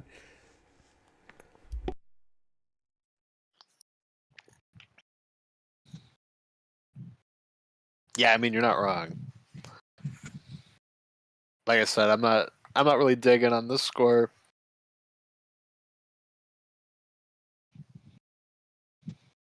Oh, he does jump panel to panel here. I forgot about that. That's Yeah. pretty cool. Do more of that. That's great. He More was of that, jumping please. from postcard to postcard. They just happen to be in the same place.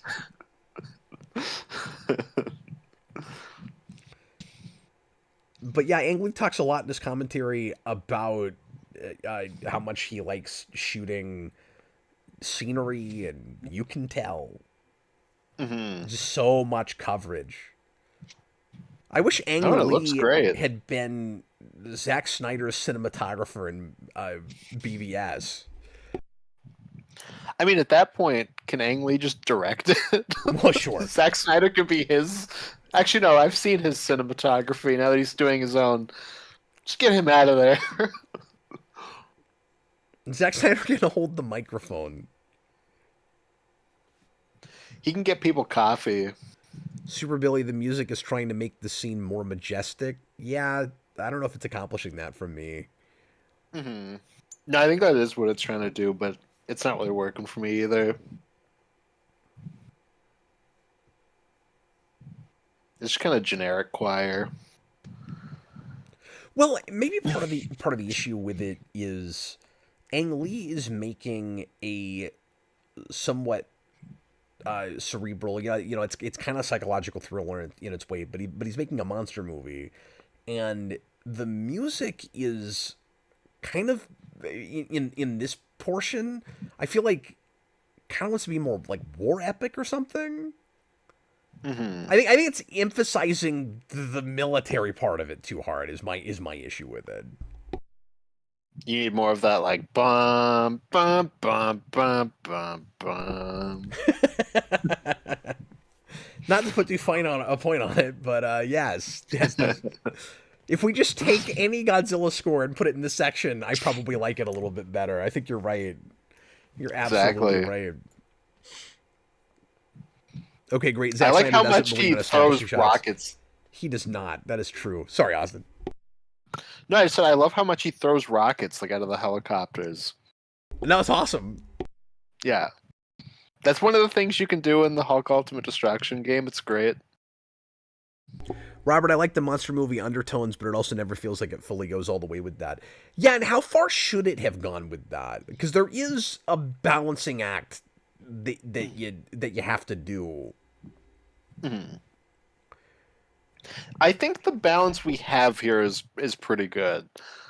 I like that it is more of a thriller, and then now it's like, okay, boom, monster action. So I'll say that I think it gets that balance pretty well. So how far of a departure, because you know Hulk better than I do, and you're more of a fan of that character, do you think it's a very big departure from the traditional kind of like manifestation of your dark side thing with the Hulk here, where Ang Lee, like I said, plays it more like a manifestation of anxiety. He's got this real connection between like fear and anger. Like, do you think that's a like unusual take, or do you think that's not too far away from what's already on the page? No, I mean, Hulk is one of those characters where I feel like what Hulk represents kind of depends on the writer. So I think that's a perfectly fine take. Like I said, that's my favorite thing about it. Yeah. No, I think their take on that is great. And that may be coming some directly from the Peter David run. Mm-hmm. But I would have to read more of that to be sure. It's the type of stuff I really wanted in MCU Hulk, and we never got anything. I know they cut therapy stuff with him in Incredible Hulk, but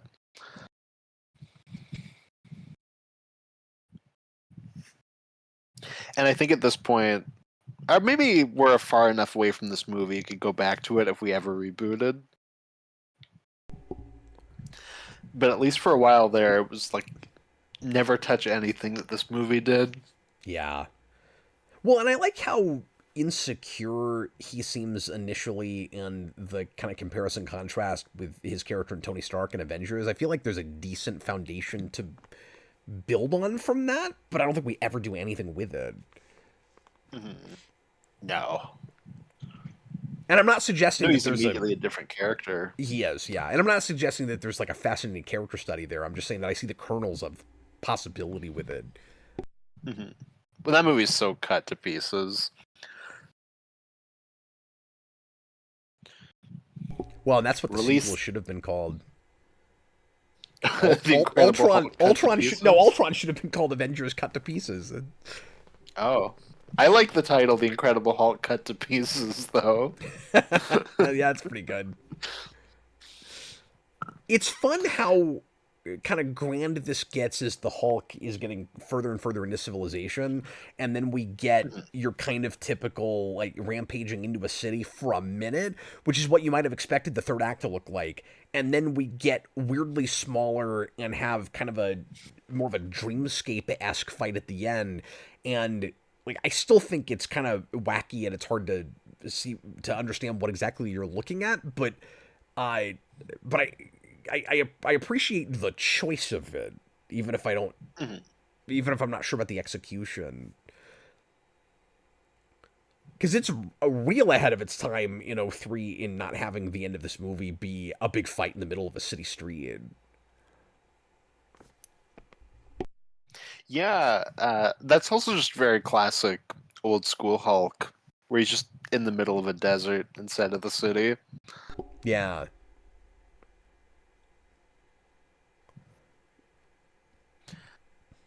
Hulk forgot about the icing problem. Yeah, it's weird. Iron Man kind of does this again.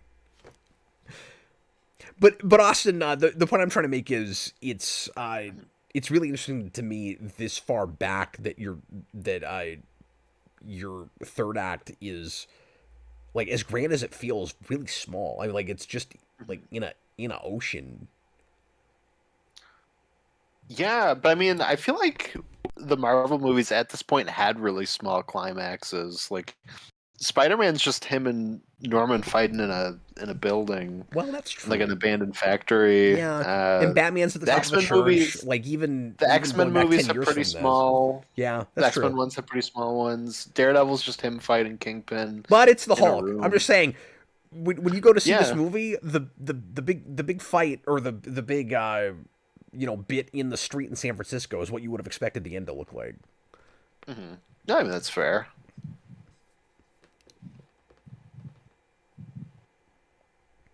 That's the bit that I thought didn't quite translate. When he's got Banner in his hand, where like I just don't feel like he and his hand are in the same place. I think I'm too distracted looking at his face as he's talking there that I never Yeah, really am paying enough of attention at him holding Bruce, and that's probably what they're hoping for. Like they're probably hoping that you're more so focusing on that. well, you gotta give him props for how ambitious it is, Absolutely, and they're not afraid to get in there. and I like that you have that one token moment where they kind of face off for a second, like in their mind. That explosion in the water didn't look great. That looked like a preset. Yeah, I really like that in the mind moment. I do wish that Hulk could just talk in this movie, but we got it there, and then I guess we get it at the end too. I I will say like from the perspective of a Hulk fan, not that I'm exactly one of those. I totally get that. I think for the story they're telling, it really makes a lot of sense that he doesn't talk. Like as a manifestation of anxiety and insecurity, the idea that all he can do is just like freak out and Mhm. he doesn't he can't respond to anything.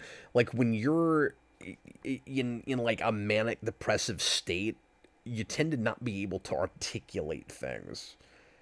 But I think that having him then have the Hulk speak, if you will, could work with that too. It depends on how you do it.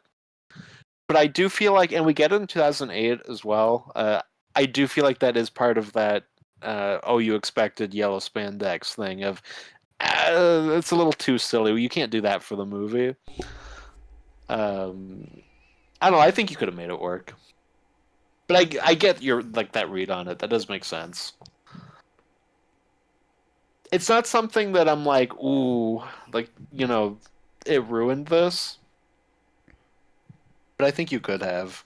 Well, and that may have been the motivation behind it. Like I don't even think you're necessarily wrong, but I will say I have the bias of that was one of the things that actually kind of resonated with me in the theater. Mm-hmm. Is I kind of had a read on it with that, and I don't know if that was Mm. intended, but Yeah, I that mean, always kind of stuck with me. it could be, I guess. And it also feels It's like I'd say. a real traditional monster movie thing, where Ang Lee might be thinking less Hulk and more, just old school monster movies, Mm. where your big brutish monster is just gonna kind of growl and yell a lot. Hmm. Yeah, well, like I said, it doesn't bother me as much in this one. It does after this, but Oh yeah, absolutely. that's a whole other thing. Well, and I think if you had had a sequel, it would have played like that thing we do a lot with franchises, and especially later on. But even then, there was some of this of your hero can't be exactly what you expect that first time out, except for maybe the last 5 minutes, and then the next time you meet them, like you're really gonna get to see them on all their glory. Like you probably would have had that with the Hulk. Yeah, and if Hulk talks, if if this had a sequel, it would have been very Frankenstein to Bride of Frankenstein, where now we're getting the monster vocalizing. So that could have worked. You absolutely could have fixed that in a sequel.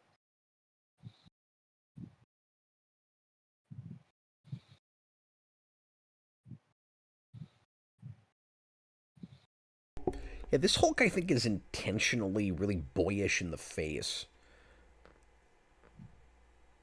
Oh, you think so? Yeah. Yeah, he's got this real kind of youthful quality, and some of that is just trying to make it look like Eric Bana. And I might I was gonna be, say, and I might be reading too much into that, but I mean, he's supposed to be the personification of childhood trauma. mhm. If that's intentional, it kind of makes sense. No, I mean that's not a bad read. And I again, he think it's just just looks like such a victim. He's that child that didn't have a good father figure. mhm. Well, a big thing that I like is that when he's traveling around, it's less anger in his face, and there's a lot of just like a deep sadness that you see Yeah, in his face as he's moving around. that's what I like about it. Hmm. And again, it's the fear that leads to rage. It isn't he's got all this like pin up anger and he's got to release it. It's I'm scared and he goes to fight before he goes to flight. I mean, that's really all it is. And so Yeah. there's a real that I don't think we talk about enough. Like there's a real connection between fear and anger. And not Hmm. everybody experiences it as much as like some of us experience that more than others, and some of it is because whatever your response tends to be to danger and whatever your body perceives as danger, whether it's a physical danger or something social that you're scared of, whatever it is. Some people go to flight, some people go to fight, and then there's that third one. There's fawn, but I the suggestion is Bruce Banner is kind of a typical male in that his response is fight. Hmm. Yeah, I guess in that way, you could have made the Hulk talking work in that just leave me alone way, where he's almost screaming at everyone to get away from He's him. just Rorschach and Watchmen. That's like I don't know. Or no, He not no. I'm he sorry, not Rorschach. Doctor Manhattan. He's like, leave me alone. Yeah, exactly. Well, Stan Lee Hulk is that, except without the Hulk speak thing. It's just pages and pages of like, "Ooh, I'm the Hulk, and I'm so mad that no one will leave me alone."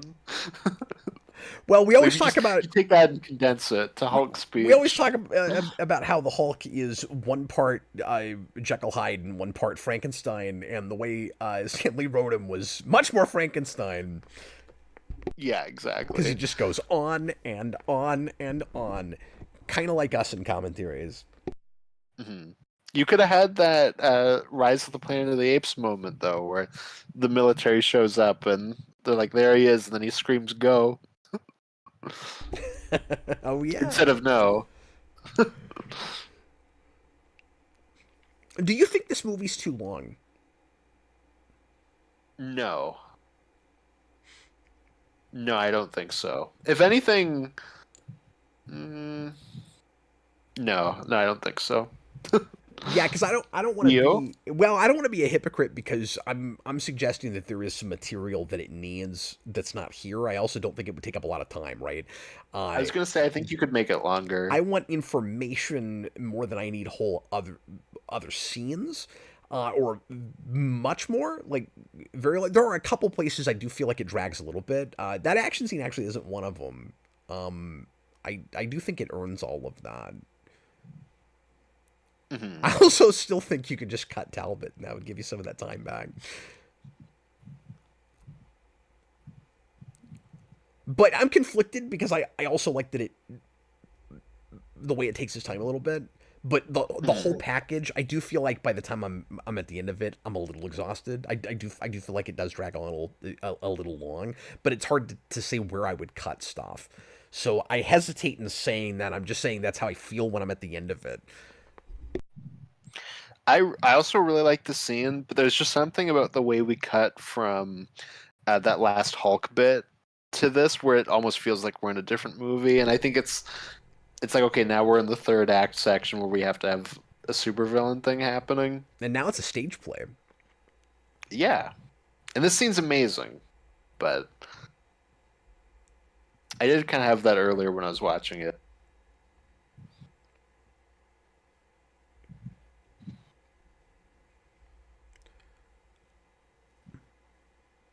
Anthony Cabrera, the set with the black background is so unique. Yeah, it's. I like the contrast of how minimal this gets right after the big, exciting chase sequence. Hmm. Uh, yeah, this scene is just bewildering to me. Like everything. There's just so many odd choices, and I've always been absolutely fascinated by it. I think the performances are great. I still feel like I don't fully understand David Banner. It's really easy to just chalk it up to he's nuts, but like I'm trying to decide how calculated he is in everything he's doing here because he keeps changing tack, right? Like he's saying things that are kind of contradictory. There are places where he's really dismissive to Bruce, and I like he opens this saying, "I wish I'd killed you," and there's a place where he starts to be a little bit more compassionate, and then when he's not getting what he wants, he turns it back to "You were never my son," and the Hulk is my real son. I assume it's all just real tactical. I was gonna say I feel like here the walls kind of come down and that he's ready to get everything he wants, so he doesn't have to manipulate anyone anymore. And it's also just where he completely trashes on Bruce, where before he was playing him a little bit more. Well, he plays him a little bit when he's like, "Go ahead and cry," and then later he gives him crap for crying. Like, Hmm. Yeah, but it's also I think it's just a moment where he's talking about his wife, and that is like the one bit of compassion he has, where he actually did like his wife. He also in this scene looks like Ego when he's dying in Guardians 2. that's Just how true. pale he is. He looks like he's covered in dust. There are definitely some parallels you could make between those characters. Oh, sure.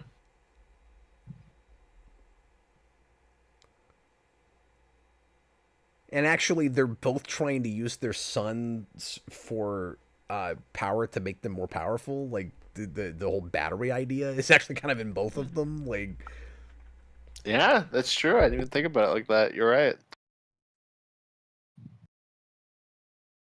Is Gunn just a really big fan of this movie? And we pitched a Hulk movie at Gunn, one point. did you know you just ripped off Ang Lee's Hulk when you came up with the Ego, the Living Planet?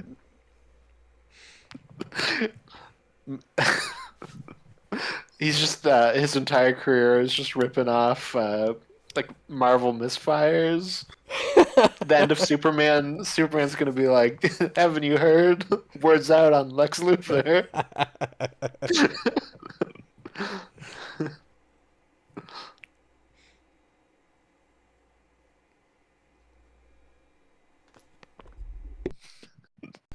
So yeah, this is where he just gets speechifying about how much like powerful people suck.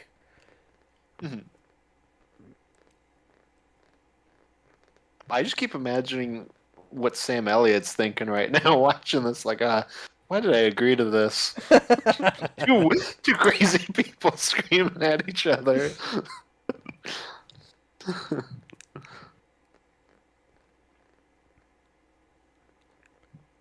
Yeah, Ang Lee said he spent 3 days filming the scene. He just made them do this over and over again with different camera setups. Oh my god, I couldn't imagine And he said he being just this over the top crazy. he said he just drove him insane. Like Nick Nolte was just actually insane by the end of this. well, and everything I've read suggests that this was not a real fun shoot. That this was a real kind of like somber, ultra serious set. This is a moment I really don't understand, Austin. Where I feel like Thunderbolt Ross is just not acting like a person. Like he's seeing this guy like getting bigger and scarier, and this is not killing him. And he says, "Hit it again," and I'm like, "What do you think is gonna happen?" And what else can you do at that point? Why are you feeding him more? I don't know if he understands exactly what his powers are. Well, I'm sure he doesn't, but like that, I don't feel like that would be my next response. Is like, oh yeah, look, he's growing. Do more of that. Do more of the thing that's making him grow. But it could just be that he's like hulking out and he's being electrocuted, so he's like, keep electrocuting him. Maybe like that's what he's thinking. Maybe.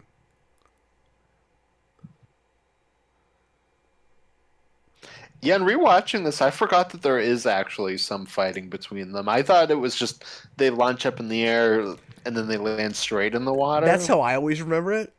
I think it's because this scene is so dark and it's all CG and you're not looking at a human performance in it. So I think it's easy to forget that you see this because it's really just Hulk punching rocks for a second. Yeah. And that's really all that's happening. And then he has that really weird smile on his rock face. Yeah, because when this started happening, I was like, oh, this is fun. I don't remember this.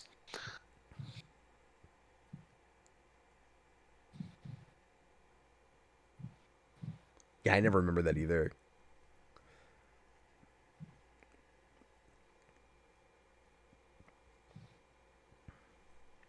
Except now we're gonna go crazy. It's more so when like the green orb starts flying up, I'm like, what is literally happening? When Hulk looks into the water and sees what looks like a reflection, was that supposed to be like David Banner's younger face? Like that's what it looked like, and I had noticed it before. Oh, I don't know if it's supposed to be his younger face, maybe, but it is definitely supposed to be David Banner that he's looking at. Because it looked like him in the 60s. And I'd never caught that before. Yeah, possibly. If that is, that went over my head.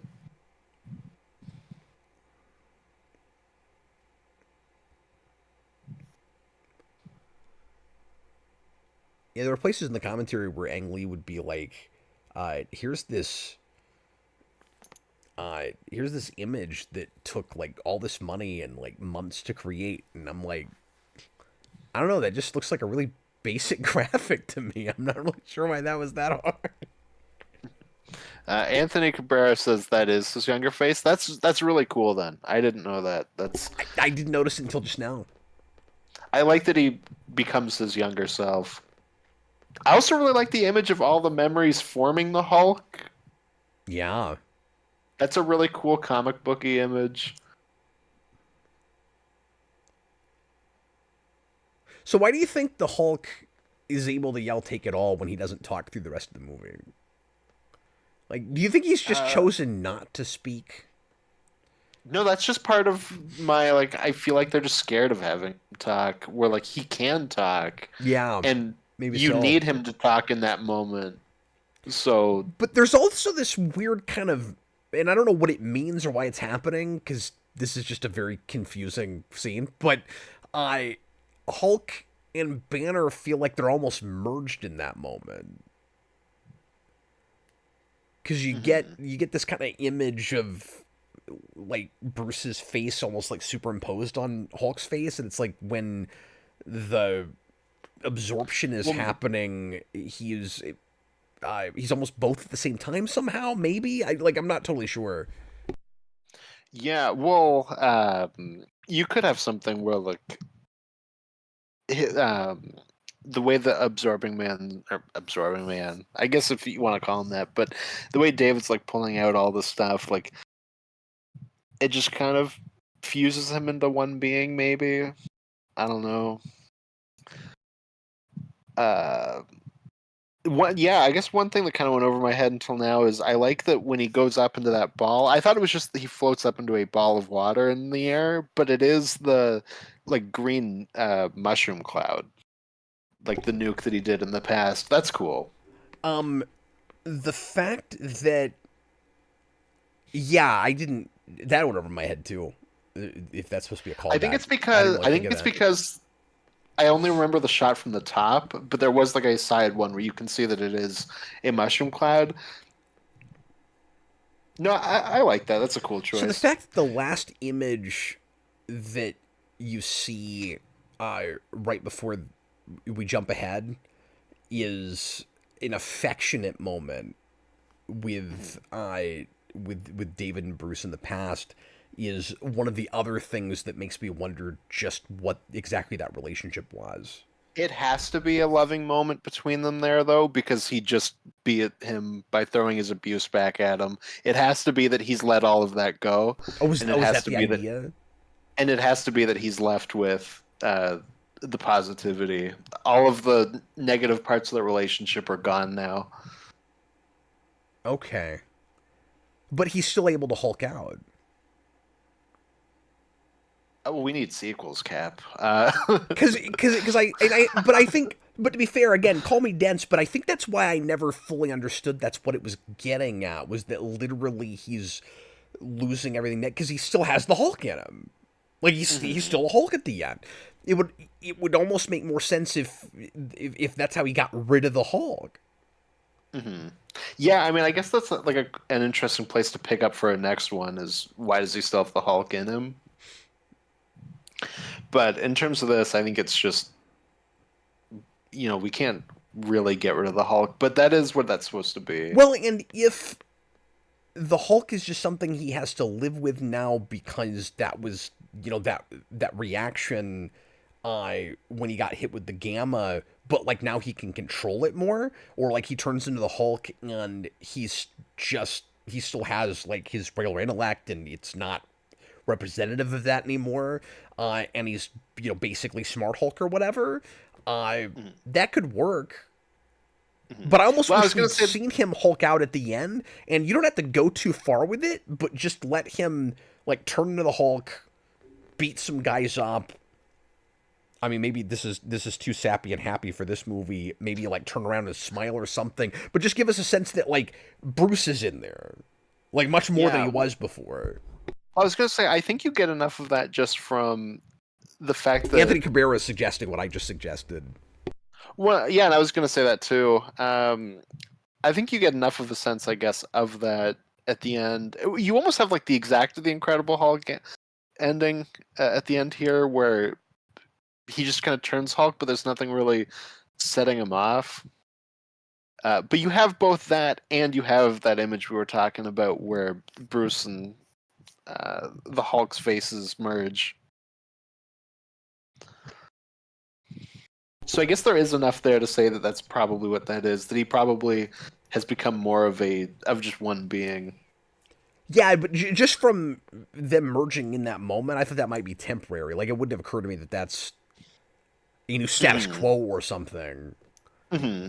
And I don't think him just going with the green eyes here is quite enough. I think they should have had one more, like, honest to God Hulk out, even if you didn't see very much of it. I'm also not surprised they did that because this very much watches like a reshoot. And I don't know if it was, but it feels pretty tacked on. Well, he's also confident here. Like this isn't a you made like I'm angry or I'm That's true too. I'm scared. Like this is a very confident like get out of here. This is my spot. No, I think that works. Yeah, maybe so. I just needed the It would just be like a tacked on action scene at the end. Like I feel like the read you gave before I realized that's what that was. I'm distracted by these credits because I want to know who is speaking all the credits. The darkness. It's the void, Cap. Oh, okay. That was the setup for the sequel. You're like, oh man, the void is coming. Nicholas Bodo, maybe in the ending he becomes Hulk as a protector rather than a monster. And I guess the big payoff is no, see, it is a superhero movie. It wasn't until just now, but now it is. Oh, Daniel Day Kim, that's the name of that actor. Oh, thank you. God, that was driving me nuts. He was credited as Aid. He probably doesn't even remember he was in this movie. Well, he's in Spider-Man 2 for like one shot. He probably doesn't remember that either. That's what I'm saying. I feel like if you were to ask him about it, he'd be like, "What?" Hey, Daniel Day Kim, I'm gonna ask you a trivia question. What Marvel superhero movies have you been in? And he'll be like, "I was in Marvel movies. I don't remember that." He has like a photographic memory of every movie he's ever been in, and he's like, "This, and this," and it's even more than we realize. Okay, well, I'm feeling better about some of what this is after because I think we've pretty well narrowed down between the two of us where this was going, what the point of it was. Mm-hmm. Yeah, for sure. I just wish it was clearer on a first viewing, and I wish I didn't have to talk with you about it for 2 hours to understand what the hell was happening. But I think we pieced it together, and I don't think it's like to be fair to this material, I think more of it is in there than maybe I was giving it credit for, with the exception of just how abusive he is in the past. But the idea that he's left with that positive memory because he's given up everything that made him the Hulk, like, yeah, that's got to be what that is. What else is it? Like, that's got to be what that is. Yeah, I actually feel like talking over it, I like the third act more than I've ever had before, because I'm like, I feel like, I mean, that aspect of it, I already had, where I was like, I get it metaphorically, but I don't know, I feel like I even like just the third act overall a little bit more than I ever did. It does feel a little bit more cohesive than I gave it credit for. I still think it's weird. It's definitely weird, and I still do have a bit of a, literally this is strange, but I also really like just that image of him being the mushroom cloud, which again I didn't pick up on until we were talking about it. So Robert says, I think that's cool. I think the cheesy 2000 songs fit the Spider-Man movies and Daredevil better than this film. This shouldn't be here at all. This should just be score. No, this is terrible. This is not what you want to be left with at the end of this movie, and this feels like real cynical corporate. Like, this is not at all. I don't even what think the it works in Spider-Man.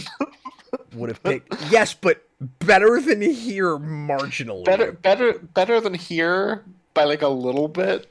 But I think they're both pretty tonally like Spider-Man. Really? At least, yeah, and I will say, like, the winner and all of that is Daredevil, but that's just because it's scored. They made that more of that movie's identity. Yeah. Like, but the weird thing with Spider-Man is there's too much of like a '60s thing going on with it, and then you get to the end and it's 2000s butt rock. But at least like, okay, you're right about that. When it's the butt rock stuff, there's some I don't know. There's some slower stuff that would have worked better that's actually in that soundtrack. Yeah. But no, Daredevil, they just make that the identity of that movie. Like, I can't even separate that from that movie. No, and I was gonna say they both feel like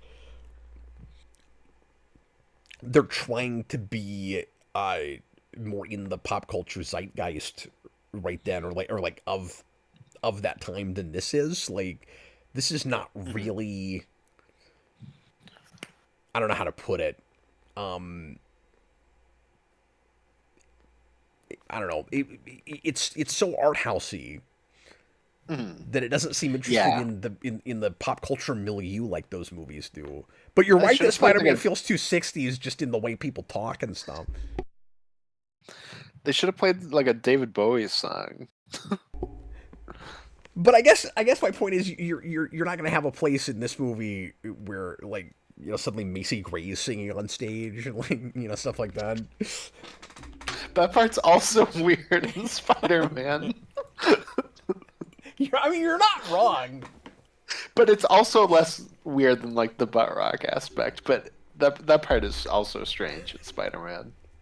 Okay, let's go to mini reviews on Patreon and Discord. If you would like to leave mini reviews for these commentaries, we always read these at the end of the show. Patreon.com/Geekvolution. The $5 tier gets you access to that, and then the $10 tier makes you a Patreon producer where you get a couple of extra perks on top of that. Austin, why don't you start if you can pull up the Discord ones? Yep. Austin always does the ones on Discord, and I do the ones on Patreon. We have a couple of different places people can leave those. I've got 4. I got 2. Okay, why don't you go ahead and read yours, and then I'll blow through mine. Okay, so Couple of these from are pretty TV, Hulk is a very ambitious film, being about mental stability and abuse long before that was a massive public movement. While the editing is very tacky and the villain leaves a little to be desired, it is ultimately Eric Bana who carries the film. Rating hero. Was that Ty? No, that's I think his name's also Tyler. Oh, okay. It's I didn't know who TV was. Yeah, well, I think he changed his name on here. Normally his name is it's like when pigs fly, I think. Oh, that's But okay. Okay, and then you changed it. But he changed his name to TV, so that's why I was like, oh. Okay, you're like TV. Yeah. I'm like, oh, I don't know who that is. And then from Super Billy, an admirable attempt by talented and passionate people to make an artful, sophisticated, and poignant superhero character study that explores themes of family, trauma, and mental illness. One that is unfortunately beset by insufficient character development, pacing issues, and creative/stylistic choices that often conflict with the film's tone. Rating hero. That's kind of what I had with it this last viewing. Daniel Davis on Patreon. Ang Lee's Hulk is what happens when you hire the humanist director of such masterpieces as The Ice Storm and Crouching Tiger, Hidden Dragon to direct a blockbuster. Yes, it's fairly plotting and the action is questionable at points, yet I'd be lying if I said I wasn't riveted to some extent from start to finish. I will, however, say my favorite thing associated with the film isn't actually in the film, but more so the story of James Sheamus, Lee's longtime collaborator who co-wrote the script, seeing Sam Raimi's Spider-Man and then going, well, our movie's screwed. Superhero. Chewbacca's Lover. I saw it once. I didn't think it was that bad. I thought it was all right. No rating. That's his review. Put that on the box. I thought it was all right. I think I saw it once at a motel. It was fine. Yeah, there were commercials. I had to get up a couple times to go get some ice from the ice machine. I do respect that he didn't leave a rating. That he was like, I saw that a million years ago. I'll write a thing, but I'm not going to watch it. Joe Turner, a really ambitious and often impressive film. Lee doesn't let things like consistent tone or even genre stand in his way. While this means several scenes are hard to take seriously, the film is also stuffed with genuine humanity and intriguing psychology, and I can't help but love it. The Adjectiveless Hulk is, for my money, the only film that meaningfully engages with the character's psychology, and that's why I still prefer it to any of the Jade Giant's other shows and films. 75% superhero, 25% villain. So I feel like that kind of would wash out to hero by the end. Wouldn't you say, Austin? Yeah, about that, I would say. That was a great review. Yeah, I agree with a lot of that. How do you feel about just the basic title, not even having an article adjective? I wish it was at least the Hulk. There's something weird about just Hulk. I don't know. I've never really thought about it, just because that's like always what we do. It's like you have to reboot to get the adjective in the title. I guess that's true, but That's what you do for Marvel, and for DC you have to reboot to get the in the title. maybe that's why they did that, because every other superhero movie up to that point hadn't really had an article. But the thing is, like, Superman's always just referred to as Superman. Batman didn't have an article for the longest time, except for sometimes in dialogue. Like, I never heard Hulk referred to without it. It was always either the Hulk or the Incredible Hulk. And even when you I hear feel like people it goes back and associated forth. with the movie talking about it, they always tend to put the in front of it. So it's a little odd to me that it's not in the title, but I feel like in actual Hulk stories, there's a lot of just like what's Hulk doing? Like I don't think we tend to say the Hulk that often. I guess that's It's true. probably At like least interchangeable. at least with people that know him. Hmm. But I'm thinking Yeah. more in a title way. Like, I've never seen Hulk in a title without the in front of it. Hmm. Like, it's always the something rather Hulk, right? Yeah. Yeah, fair enough. Justin Hayes, it's been a number of years since I've seen it, but I remember surprisingly loving the serious atmosphere one might not expect for the time it was made. Up until the third act, I quite enjoy this movie, even if it's a little slow, but the ending crashes out hard and never recovers, with baffling choices and a complete lack of cohesion. Still a hero, though, just because I like how different it feels despite its flaws.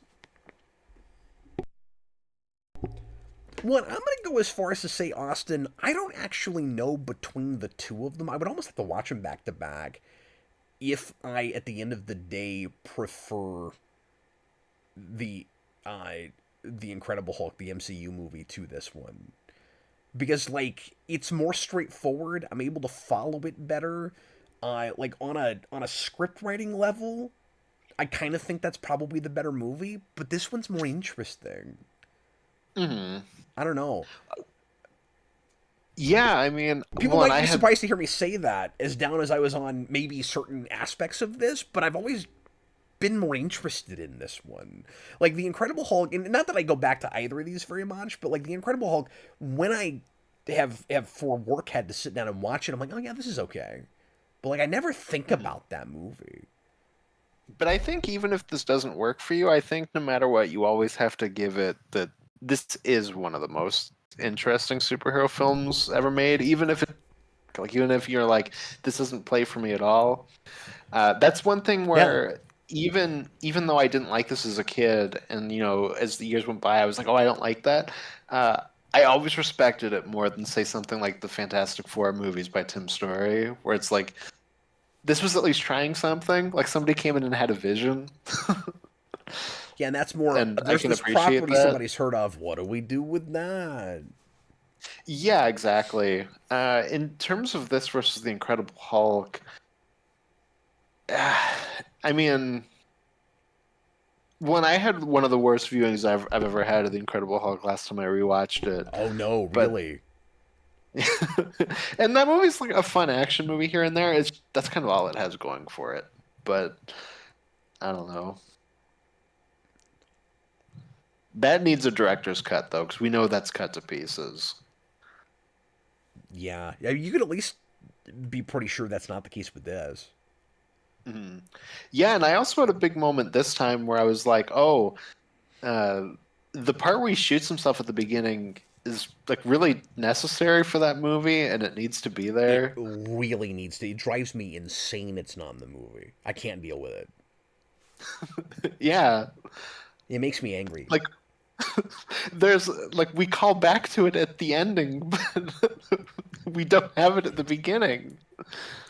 Oh, Like that's the big beginning of the third act. He kills himself to bring the Hulk back thing. Like that's what that is. That's your payoff. You cut the setup. that reminds me, in an earlier draft with this movie, and this went through a ridiculous number of scripts, and there were a lot of ideas from earlier scripts that would have been totally different movies that had like the actual absorbing man and the leader, and lots of different things. But one of the ideas once David Banner was brought in as a big idea, whether he would have been the villain of the thing or not, was he and this is part of the reason I'm kind of frustrated that the abuse thing isn't made more clear, because it was really clear in earlier drafts. He was supposed to have the Hulk's like TV show catchphrase that he would say to his kid before he hurt his kid. So he was supposed to say, "Don't make me angry." Oh my god, it's the original it's clobbering time Fant Four Stick thing. Oh, that's true. Except I think it would have worked here. No, it absolutely would have worked better here. Like the Thing should not get his famous catchphrase for being beaten. No, and also the Hulk doesn't ever have to use that as a catchphrase. Like it could be a callback, but if you didn't even know it, it doesn't sound like a callback, because thematically the whole thing is about anger, and it just would just work. But I kind of wish that was still there. One, don't make me angry. You wouldn't like me when I'm angry. Also sounds like something that you would say if you were an abusive dad to your kid. Yeah. So like that also makes more sense than just it's clobbering time. But I don't think he was even supposed to say the second part of it. I think it was just don't but make even me if angry. yeah. And I really respect that. I wish that had been left there. Mm-hmm. Yeah, that would have been cool. Austin, let's go to our ratings now. And how are you going to rate this film? Yeah. So I'm gonna give it a superhero. I think it's flawed. It's messy. I think overall it does what it's doing pretty good. I think there was a better movie here that could have been made. I think that better movie is a legend. So it's like that kind of a thing where I feel like there is like a superhero masterpiece we could have had, but it doesn't get quite there. But it's really good. At the very least, I appreciate just how ambitious this is, and I think it's one of the better 2000s Marvel movies. And I'm right there with you, but I'm a step backwards with everything. So when you say Yeah. there's a legend that could have been made from this movie, I think there's a superhero that could have been made from this movie, and I go to just a hero with it. Mm. But I'm with you on all that, just different degrees. Mm-hmm. Well, and the kind of monster thing is much more my jam. Yeah, absolutely. And I think it's one of the more interesting of these early 2000s things. But I think it's also interesting to point out, because that was a big perspective thing for me going back to this, where I'm thinking about the standard superhero formula we've had a million times, just in super movies in general, but most of it is past this. So like I go back and look at this, and I want to praise it for breaking that formula, and I think you still have to praise it for breaking the typical action movie formula, certainly, but when you look at everything we'd had up to that point, like Blade is looks like kind of right off a comic page, is kind of doing its own thing. X-Men wasn't the real obvious thing you thought it might do, and then like X2 is the same year and it's kind of brilliant. I kind of wish we'd gone in the same trajectory we were going with experimentation. Mm. Yeah. Daredevil is more of just a corporate product, certainly. When I have that with the first X-Men, but X2 I agree with. But yeah, I mean it would have been nice, but we do just kind of fall into a mold at some point. But I'm just saying, if this had been more popular, hadn't had that second weekend drop off, like, I don't know. I'm just thinking of other projects, like what if you had a ghostwriter that was like that first ghostwriter, like a little closer to something like this, just kind of getting weird and experimental. Yeah, and we'll talk about it when we get there. But Ghost Rider's funny in that it takes a comic that I think is actually breaking some of the formula at that time, and like slaps movie formula onto it. Yeah. that's like pretty, that that's is pretty great. like Roxanne Simpson when she sees Ghost Rider for the first time is like, oh, that's Johnny Blaze. Of course it is. Okay, Austin, let's see where you ranked it. Have you done your ranking? Yes, I remembered to do it like right before I got on. Okay, going over to Letterboxd here. Austin has Hulk at. Let me just make sure I'm looking at your list. Austin has Hulk at 18 right now, which is Yes. actually a little lower given that glowing review you just gave it than I thought it might be. But then I'm looking at what's above it, and it does make sense. So you've got. Yeah, Because you have this weird obsession with Moonwalker, but forgetting that, you've got Spider-Man 2 classic. just above it, and then Blade above that, next to above that. So yeah, this is all tracking. This makes sense. I do think it's interesting that you've got it one over First Avenger, especially given that that director almost made this. I went back and forth between this, Cap, and Constantine. It could have been anywhere. There was a moment where I started to put it over Spider-Man 2 because I was like, I feel like I have less story issues, but then at the same time I was like, oh, but Spider-Man 2 is a better executed movie than this is. So I had to put it under that. But Cap 1 and Constantine and Hulk, I think, are all about kind of in the same spot. So I'm looking at where I put it, and after the conversation we just had, I actually want to put it a little higher. Oh, okay, cool. Here, I'll pull up your list so I can see that. I don't think I'm comfortable now. Where I put it made perfect sense 3 hours ago, but you base it on the last viewing you had, and you and I talking over. I am feeling a little bit better about it. I've got it, I think, a little too low. I have it just above Batman Returns and just under Punisher Warzone. I've got it at 28 right now, but then I'm looking at Batman Ninja. I kind of want to put it above that. And I keep wanting to put everything above Gods and Monsters because we keep laughing about how we don't remember what happens in that.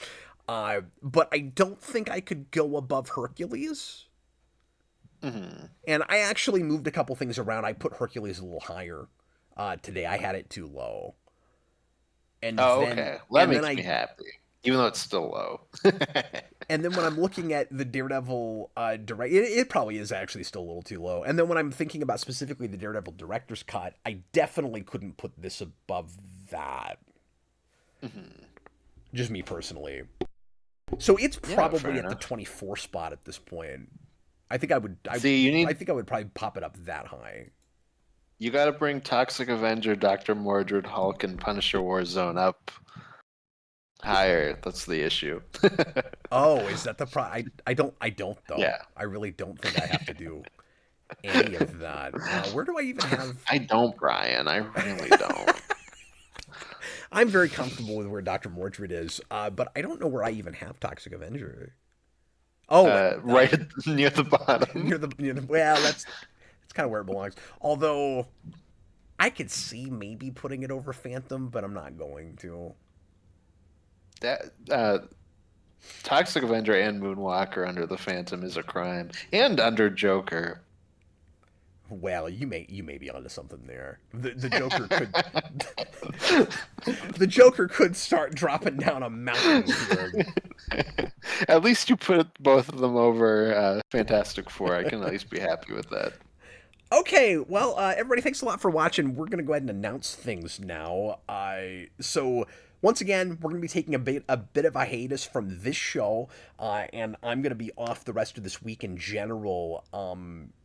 For the most part, and then we're going to come back next week with our super secret project. Let's go and announce the next rewind first, which again will be in a month. And then we'll go ahead and finally announce that top secret project. So we are. Yes, we're gonna do that here. So Austin, do you remember what the next rewind commentary is? It's a little dark, man, but I think I can remember what it is. We are going to be doing Dark Man. Yeah, I'm very excited about that, and I've never done a commentary on that.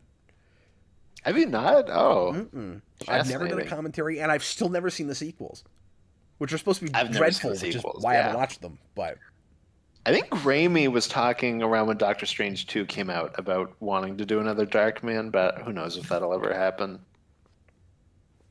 Bob the Hun says Joe Johnston almost made it in 1996. I think it was a different script. Yes, it was a different script, but like I said, this ended up being kind of a homogenation of a bunch of scripts. So I think there are still pieces from that wound up in this, I think. Well, I guarantee that... Shut up, Robert. That David being a janitor through like a big part of the beginning comes from a script where the leader was the main villain. I guarantee that is a whole... I bet so. I wouldn't have thought of that. Robert says if it were up to me, that movie would be called The Dark Man. That's what the new one will be called. Yeah, it should. The Dark Man. Yeah. Okay, so it is time to announce what we're replacing all of our content with for 3 weeks. We're doing I can't even really call this a project. It's a series of watch parties, and we're going to be doing this... on Meg Ryan movies. Would you stop that? We're going to be doing this leading up to Superman. This seemed like the right time, and part of it is because I had a bunch of movies that I needed to watch for a couple of different projects we're doing, and I'll tell you what those are, but I decided might as well get some content out of it, and I don't know if I could even find the time to do it if I wasn't replacing shows with it. So we are gonna be finally doing something with the Mania umbrella again, and I said for the longest time we'd probably never do another Mania, especially for superhero stuff, because it seems kind of redundant since we have this show now and Superhero Rewind has just become commentaries, but that's because the last time we did a Mania was a weekly or even a twice a month thing. It wasn't really Mania anymore. Like, the old Mania idea was you do it every day and you got like no time in between. You don't prep for any of them. When DJ and I did the last batch of Marvel Manias, and that went great, and I was glad we did it the way we did it. We did it a lot more like, Austin, how you and I are doing this show, where we watched them ahead of time. We prepped a little bit because we had time too, and some of those movies we hadn't seen in a long time. This, we're not bothering to look at these ahead of time, and again, the whole point is I need to just sit through them again. So there might be a little bit less discussion, analysis, a lot more kind of riffing and just responding to stuff, a little bit more dead air. Although us, we do talk a lot, so we'll still make it something of a product, but we're going to be doing a lot more kind of just riffing and reacting.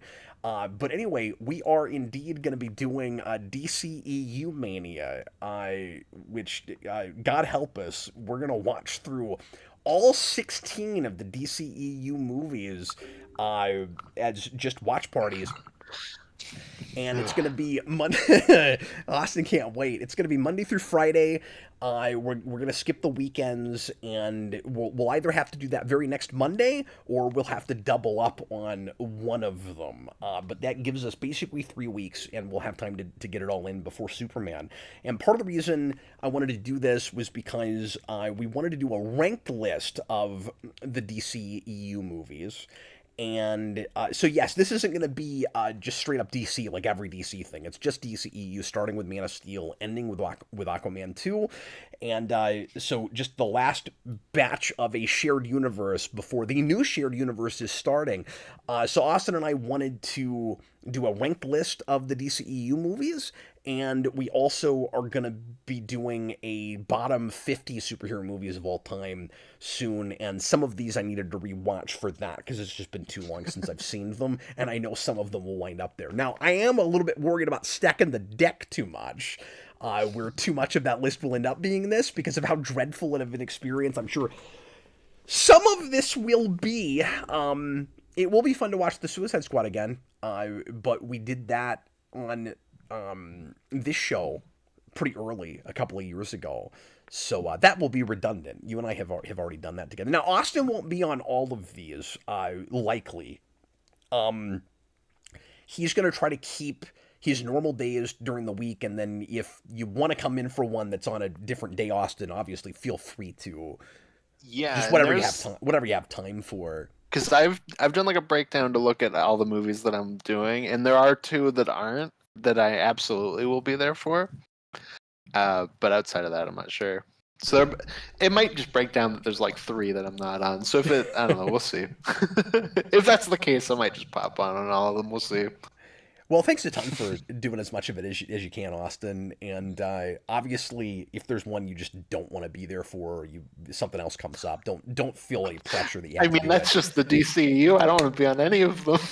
Well, thanks for being a trooper. I appreciate you, buddy. Austin's the best, man. Anyway, Jason is going to be on some of these as well. We're going to keep our regular schedule, even though this is all we're doing. So Jason will be there on Wednesdays when we would usually do the Captain Logan show, and he may come in for a couple others. Also, John's going to come in. He might want to. He's got the worst set. He has the absolute worst out of set. all of us, he has the worst set because he has to do Suicide Squad, Birds of Prey, and Shazam 2, which we already know that he hates. I don't think he's seen the first 2 of those, but he's got a rough set. It's going to be rough, yeah. But it will sort of be fun seeing his reaction to Birds of Prey. I will at least get some joy out of that.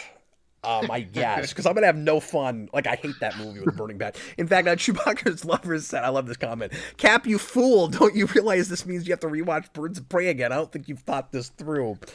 That was the first thing I thought of when we decided to do this was, God, I have to watch that and on camera, but we're going to do it. We're going to do it. Okay, great. We are doing both cuts of Justice League. And it's funny because they both fall on a Friday. It's like the first week it's Justice League for the Friday, and the second week it's Snyder Cut for the Friday. I love these comments. Tyler says, this sounds like a painful experience. Robert, that's definitely in the spirit of parental abuse. I'm going to make it very explicit. You're becoming David Banner. We're all going to know how abusive of a father I am. Absolutely. Lord. This is the experiment that turns Jason into the Hulk. Yeah, that's the thing that gets parental services called on me. I'm sure there's a code in the legal department for that. Yeah, they send someone over to check up on me just to make sure that I'm not making my kid watch Birds of Prey on a live stream with an audience. Now we were doing that. Well, I'll link it to you too. You can watch it along with us. Jareth asked about Peacemaker. That is not on the docket. No, we're just doing movies. Okay, great. 6 hours of Justice League. Here we go. So you guys tell me if I was right. I really don't think I was hyping this up too much. I think people will be excited about this. Whether you like some of these or you can't stand them. I think that's why people are happy is that they all suck. Yeah, some of this stuff it'll be fun. Of course, I've never done a commentary on, and I've only talked about when they first came out, and a lot of them I've only seen the one time. Like it goes without saying, but most of the DCEU I didn't go back to twice, or I didn't go back to the theater even and see twice. I say most of it. That's probably not even accurate because I used to do a quick sign flip show and then a spoiler cast, and I always watched things twice when we did that. So up to the point where I quit doing that was probably around like Wonder Woman 84, maybe. Yeah, well, and because I think for the last day of it, we have to double up just to make it work for the days, but that'll be the first time I'll ever see Aquaman 2. And Shazam 2 is not a day that I technically have to be there, so we'll see, but... yeah, it'll be good. Like I said, if it gets to a point where I'm like, oh, I'm only going to be gone for 3, I might just pop in. At that point, it's like you might as well just be there. Yeah, I mean, unless you just something's going on and you can't. Super Billy, Yeah. hopefully you guys will evade the Snyder Cut. Oh no, we're doing it. Which is funny Yep. because No. we will have an unprecedented 2 blind watch parties on that movie because we did it when it came out. It's true. Yep. I had to watch that movie back to back to do the spoiler cast. It sucked. So this doesn't mean that you have to like make it sound like you like something you don't like, Austin. But apart from just like ironically or otherwise, apart from the Suicide Squad, which we both agree is a really good movie, which of these are you actually most looking forward to? For whatever Black Adam. reason. Black Adam. Black Adam, easy. Because that was the first one I said. Actually, no, I think I mentioned Suicide Squad to you first. But then it was Black Adam. Was one that was not on a day I have to do, and I was like, I will be there for that. I have to be there for Black Adam, just like I have to be there for 2016 Suicide Squad. I also think it'll be funny to watch Jason watch Suicide Squad. I'm not sure what the answer is for me. It might weirdly actually be the Snyder Cut. Okay, that's probably the one I'm dreading most, just because it's so long. Only, I know it's stupid long, but only because I haven't seen it since it came out, and like compared to a lot of those things, I enjoyed a lot of things in it. So like overall as a piece, like it's a slog certainly, and the tacked on crap at the end is really unfortunate. But it's got some nice bits in it. It's so boring. And Man of Steel will be kind of irritating just because I always feel like I have to defend not liking it now when I used to really like it, you know? Well, Man of Steel gives me a headache, so that's one that I'm kind of dreading too. You can just close your eye. You can do a literal blind watch, you know? Yeah, exactly. So yeah, after the Suicide Squad, it's definitely Black Adam, and then probably Blue Beetle, I guess. Super Billy, I was referring to the Snyder cult. I actually like the Snyder cut of Justice League. Oh, evade the Snyder cult. Apologies, I didn't see the L in that. Sorry, I didn't read it close enough. It can't be worse than when we did that originally. Well, I mean, it's been so long. Like are those folks going to pop out of the woodwork now? I mean, I guess I don't know. Who knows? Tyler, as you madmen are going to make me actually watch the Snyder Cut. I only saw the first 30 minutes. Hey, you can do anything you want to. Nobody's forcing you to be there. Yeah, you can just watch the video feed of me ripping my hair out like 2 hours in. Well, Austin, are you excited about this, or are you going to lose sleep over having to do it? It's a bit of both. I'm excited. We always do. I'm excited for like 3 movies and then dreading the rest. We'll have fun with it. Mm-hmm. Somehow, if I pop in for Birds of Prey, I do have a fun idea for that I won't tell you about and will surprise you with. Oh, it's okay.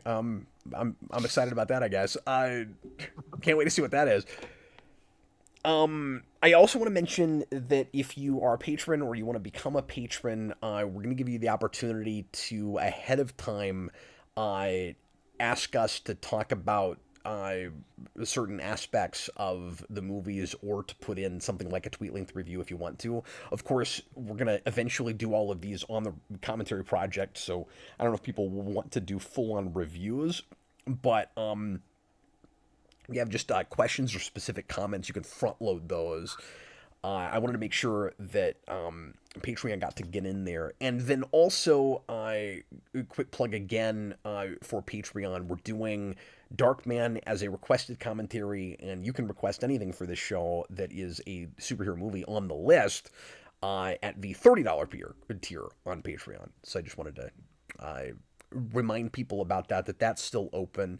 So anyway, we're going to go ahead and close out here. As a Patreon producer, you get your name read at the end of every show, and I'm going to do that right now for all of our producers. So thanks to all of our patrons, and thanks to everybody that left super chats tonight and supported the show in that way. Really, really appreciate you. And thanks especially to these guys, including Jesse Surtees, Chewbacca's Lover, Dr. Hello, Elliot Slater, Gooster123, Joe Turner, Jojira, Justin Hayes, Super Billy, Vic Apocalypse, Victor Abick Stark, Adam March, Checkers, The Inventor, Damon Begay, Hot Soup, Invisipig, Cream Roberts, Kate Blaze, Matt Bat 68, Matthew Brody, and Michael Martin. Thanks, guys. And we will see you again real soon for Nonsense. Yeah. And like a couple of okay movies, but also Nonsense. Tyler says this will make Superman even better. It probably will, yeah. I do feel like it's like the Trials of Hercules, where it's like, oh, we just got to get through it. This is the entire time it's going to be like lifting a giant kryptonite rock into space. Yeah, is this going to be the mistake? Yep. All right, well, thanks again, guys. We sure appreciate you, and we'll be back again soon. Again, I'm going to be off the rest of the week, but we will see you next Monday night. Man of Steel, of course, will be the first one. And no prep ahead of time, and it'll be late, probably, because I think I have to take Jason to dance that night. Anyway, we'll give you a definite time, probably 10 my time. If I can come earlier, I'll talk to Austin, see if we can start a little bit earlier, but... Anyway, it'll be a neck snap and good time. Because that's probably 2.5 hours, right? It might only be 2. I can't remember. It's been a while since I watched that. It might just be 2. Shocking if Zack Snyder managed to make a movie that was only 2 hours. I don't believe it's possible. I'm gonna make sure. That also does not have a director's cut. It's weird, but that movie has nothing to it. 2 hours and 23 minutes. So it's the God damn it! It's almost the exact length of what we just did. It's like the exact opposite too. There's like 3 lines of dialogue in that movie. That's true. All right, we're gonna get going. Thanks, guys. See you later. I was Captain Logan, and this was Austin, the Day Ghost. Good night, everybody. Now I'm really dreading this.